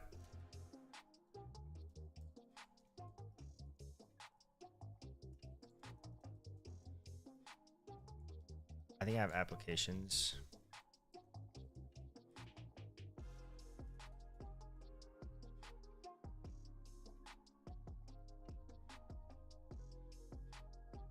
Oh, okay. I see what's happening here.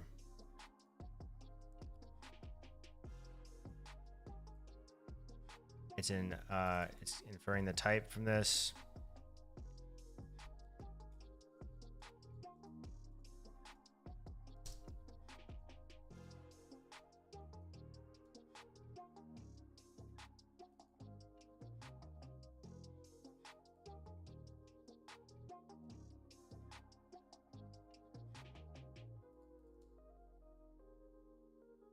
Nice.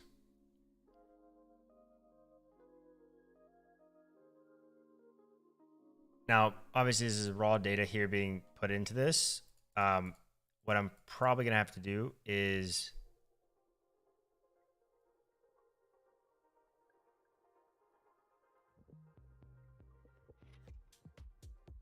I'm trying to think about how I want to do this.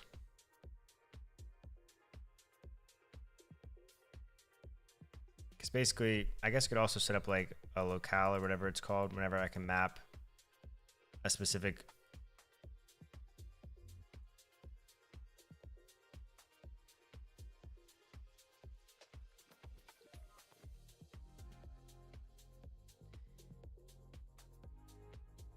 Yeah, so I think for now, no,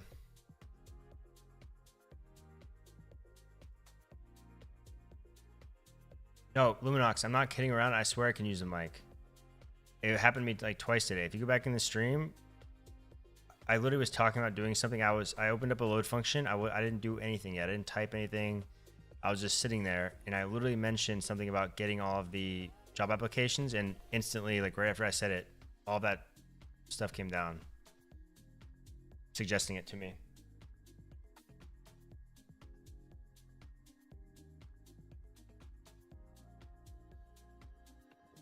So I'm not sure if I'm going to reuse this.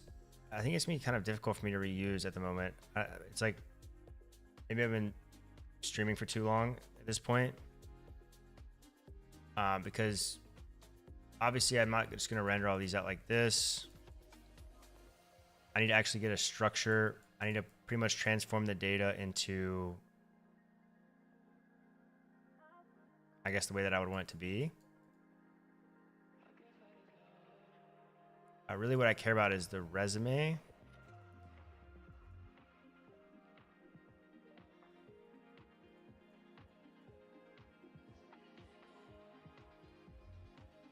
So if I want to do something like this,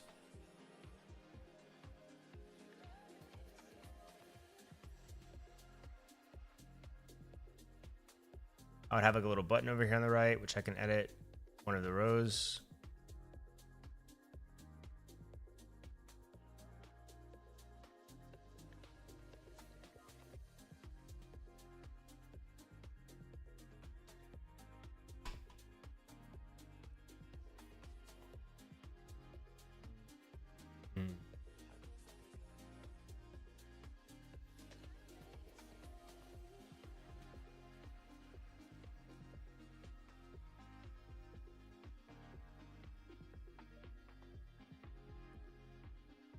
Let me think here.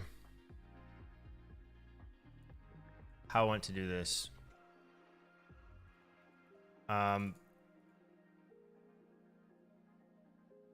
Really, I don't care about any of this data that I'm displaying right now because of the fact that it's all just like, I care about the application status.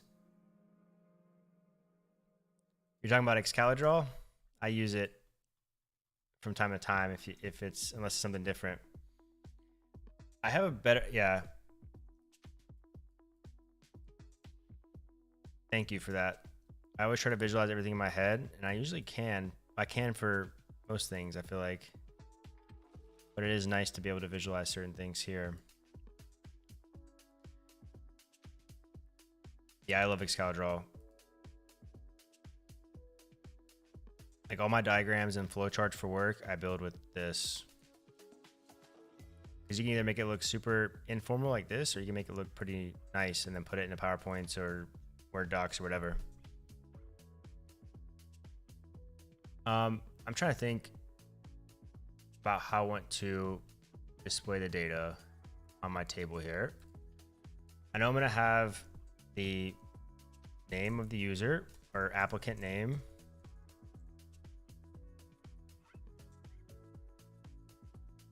I also want to have the status of the application. That will probably go somewhere towards the end. These are headers, I guess, for my data table here. I'm trying to think if status would go before or after resume. So status should either go in the very beginning or the end, I feel like. Resume would be a link to their virtual resume that we're going to make.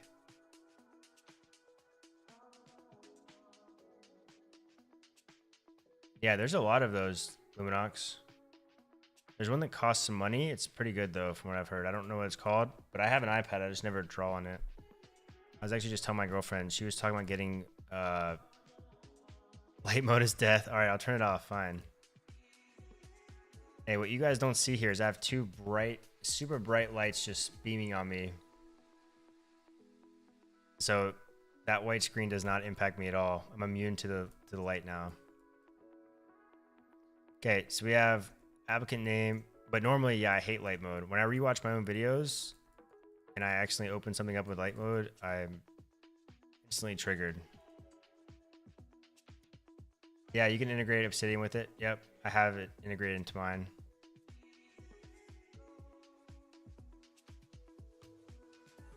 Here's actually something I started with. I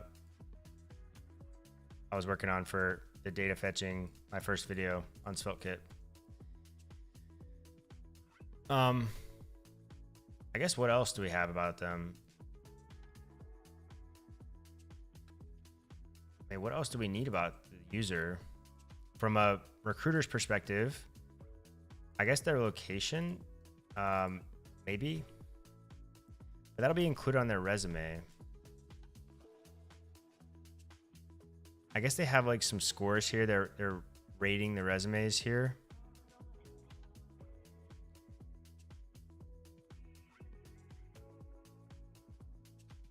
That's true.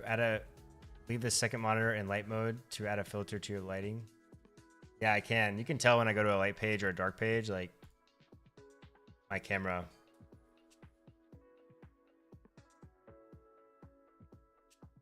Yes, you're right. You are right about that, Nick. Good catch. Good catch. Yeah, but I was wondering if I should take things from So we're also going to have something else to think about. So this is, again, going to be the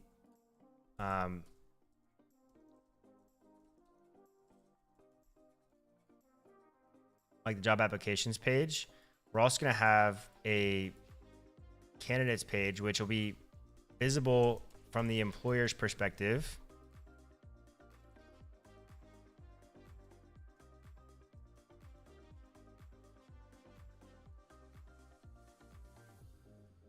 And this will have a bunch of information about the candidates. So basically like a search directory of candidates, kind of like LinkedIn, right? Where they can search by a few things. I don't know if name is, I guess name should be there, but they can search by location. They could probably search by, I don't know, years of experience, which we would end up getting from their experience from too. But I don't know how, that'll be kind of difficult to implement actually. Because how do we determine if the experience is relevant experience? If I put McDonald's in my, or Pizza Hut where I worked for a little over a year in high school, if I put that on my resume, then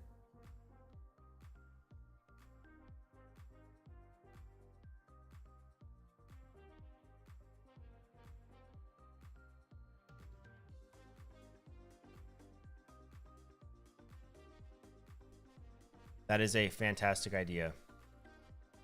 Rating.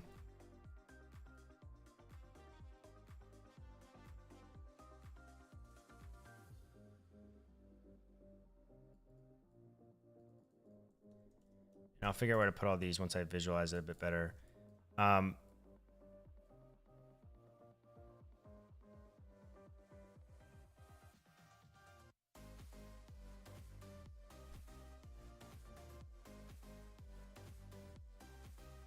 We have a bunch of different statuses.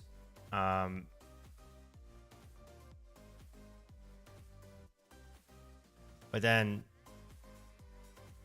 this will have a candidates page. And this is where we can view like all the candidates in the entire database. Might be a little bit overly zealous of me, I think is the word I'm looking for. Or ambitious, overly ambitious of me, but we'll see. So we have all of the candidates here. We'd also be able to filter by job title.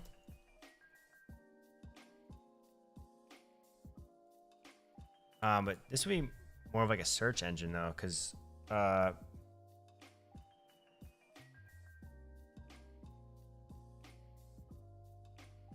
technically I want to be able to look at all their previous job titles, not necessarily just the one they have today on their resume, their most recent one. But I guess on the candidate's profile side of the house too,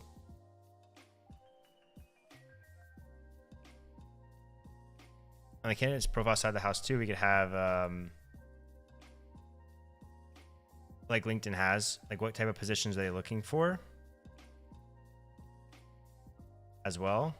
So then we could do this here.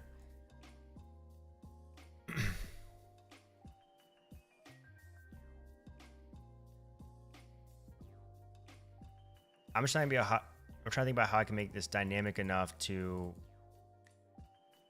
I'd pretty much have to remodel the data, or at least the titles or the structure.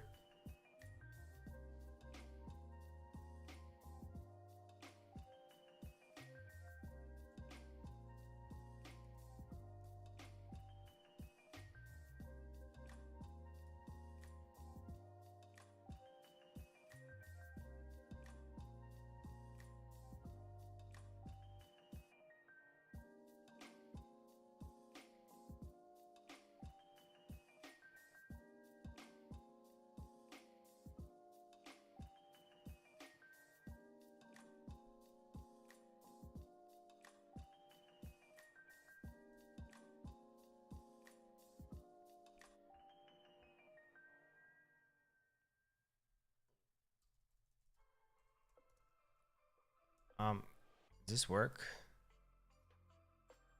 Okay, so this is a bit more information here. I don't know why this person doesn't have skills, why none of these have skills, experience, or education. It's because the values, I'm not doing that properly. So,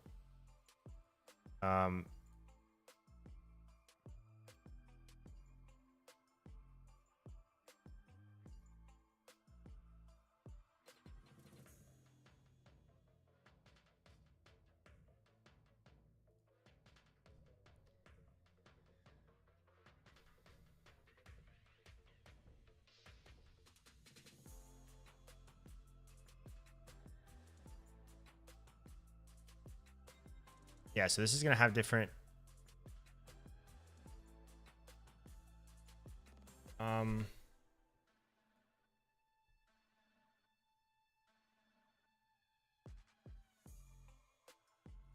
could do row.resume, I believe. There we go. Row.resume gives me all this information. Obviously, I don't need some of these things. And these are going to be objects I'm going to have to destructure or take. Guys, I'm going to have to figure out how to properly structure like my data table object in here.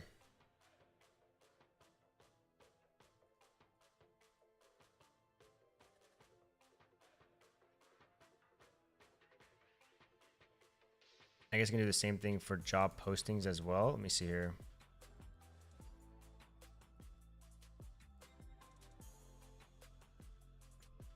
Goodbye, employer job table. Nice knowing you.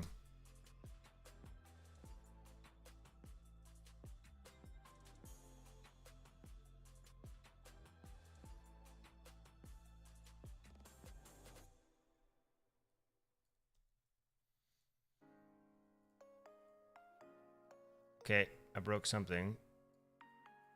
And that's because in the data table, I'm doing .resume. I guess I could create a map. But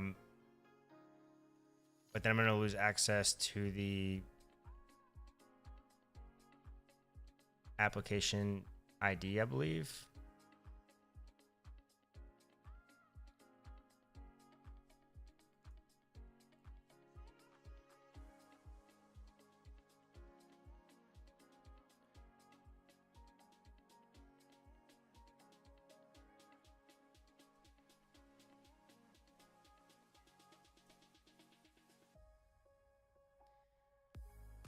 Okay. What did I do wrong on this page here? Why is it showing up weird? It's probably these classes.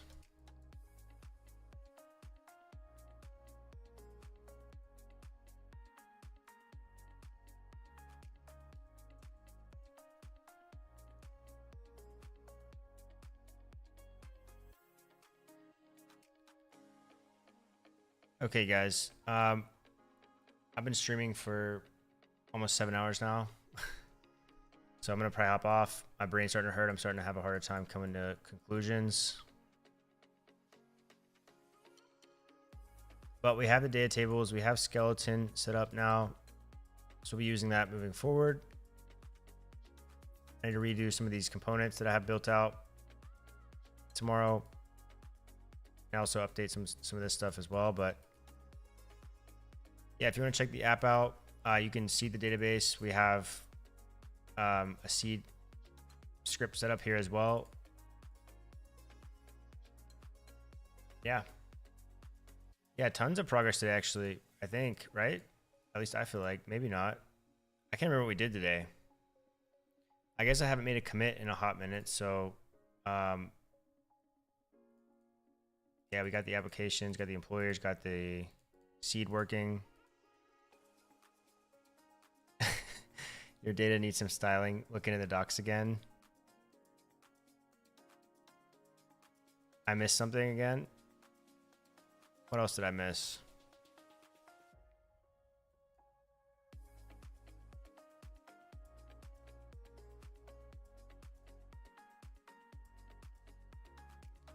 Let me just fix it real quick.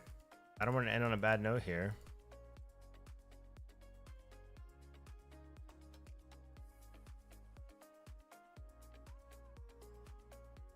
added this to this though, didn't I? Table container and table hover.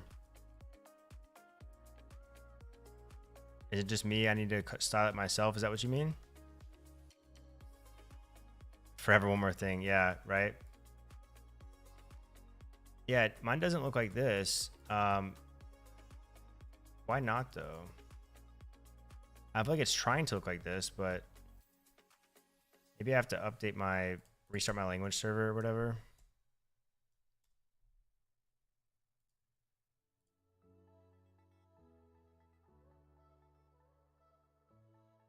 Oh, that's what you mean. Okay.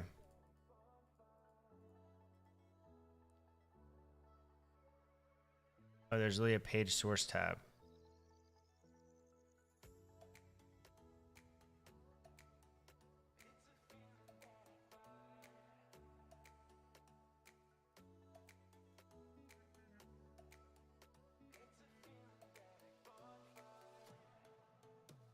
You're talking about literally inspecting element here? View source.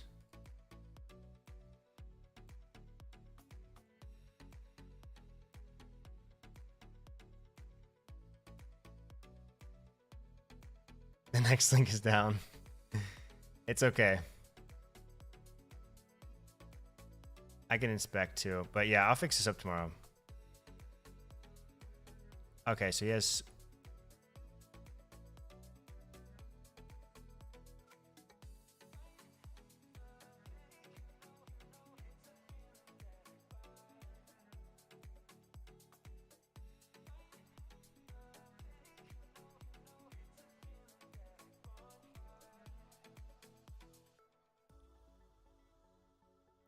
Yeah, it has been a very long day. It's been good though. Thank you all for coming by and hanging out. I will keep oh, doc source.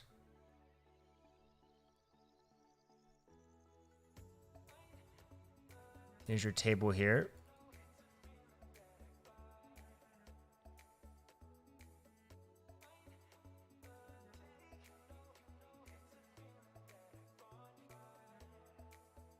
Oh, here we go. Yeah, some of these things here.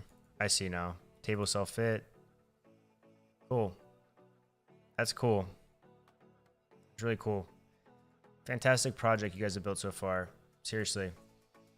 Yeah, thank you, Nick. Appreciate that. I stream like 4 or 5 days a week or so. So, yeah, thank you all so much for watching. Thanks again for the help. I'll catch you guys next time.